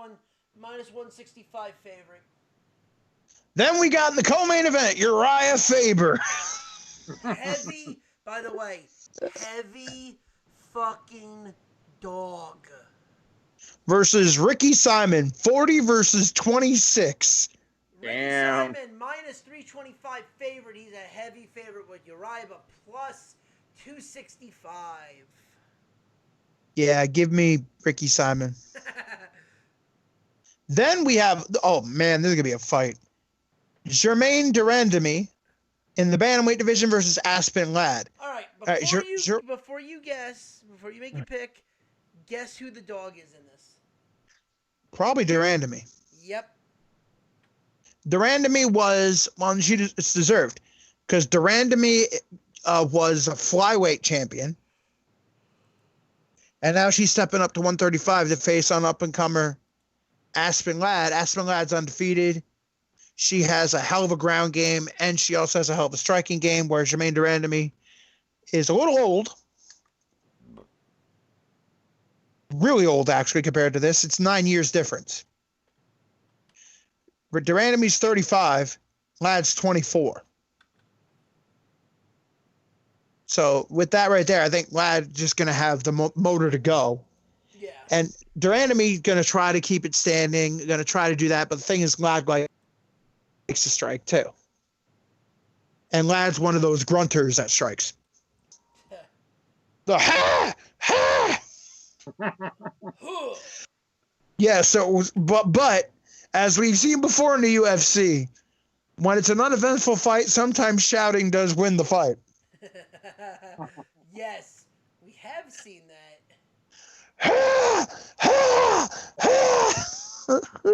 Yeah, back-to-back fights. It was 2 fights where it was 2 shouters that won. And I'm like, in the one, I'm like, really? She won the fight? Well, she shouted.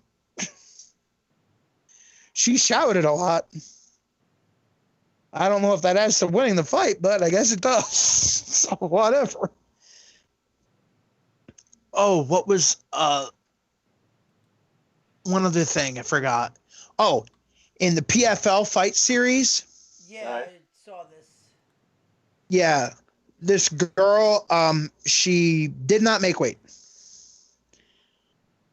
What's her freaking name? Kataka or some shit like that? Yeah, I think that's the.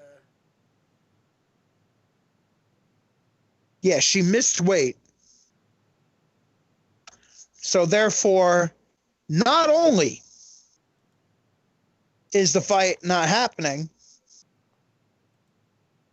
I'll find out who the fight is. Come on. I think it's only a four fight card right now. Yeah. All right, come on. Do. Where welterweights and women's lightweights. There it is. Tomorrow night.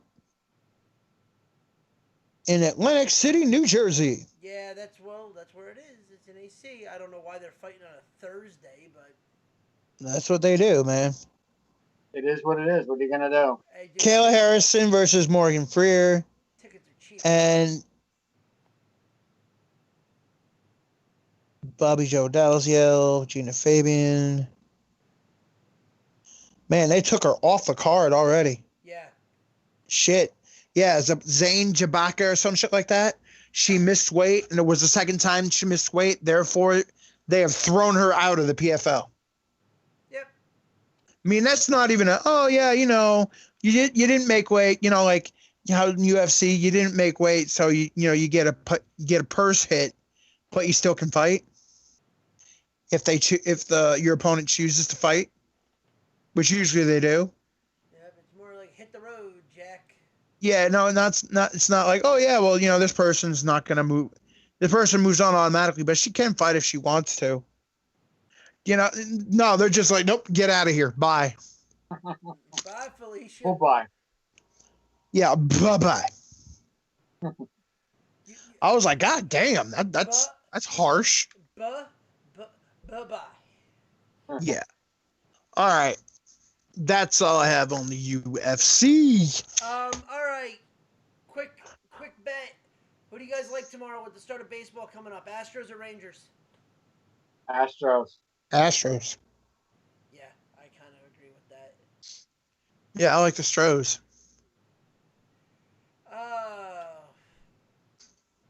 You think Rory's winning the? I'm not even gonna ask that fucking question because it's golf. What? Fucking golf. Who do you like to win? But you probably don't even know who the fuck's in it.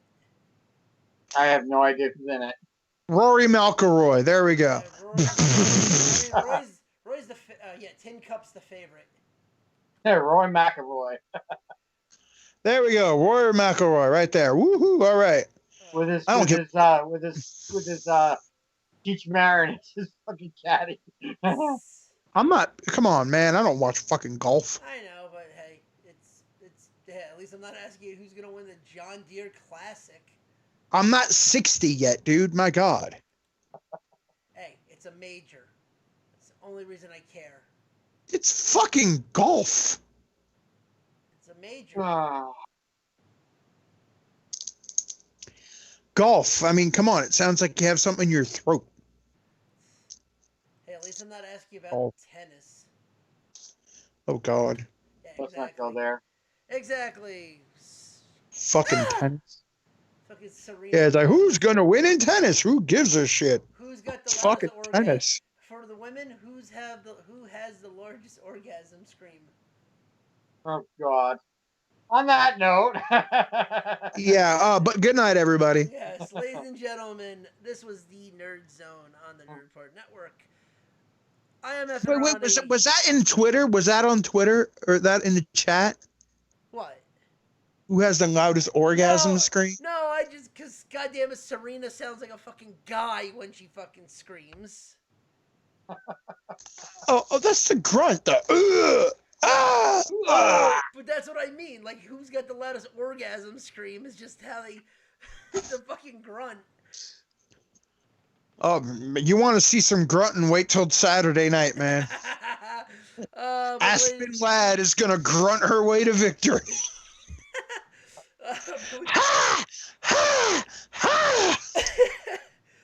Ladies and gentlemen, this was episode 121 of the Nerd Zone on the Nerd Report Network. I am F and Ronnie. I am Trips. I'm the zombie master. Holy shit. shit. You know what? If your bets can't be low, always remember this. Bobby Bonilla's still getting paid. Still getting paid. Good night, Damn right. everybody. Good night. Yes.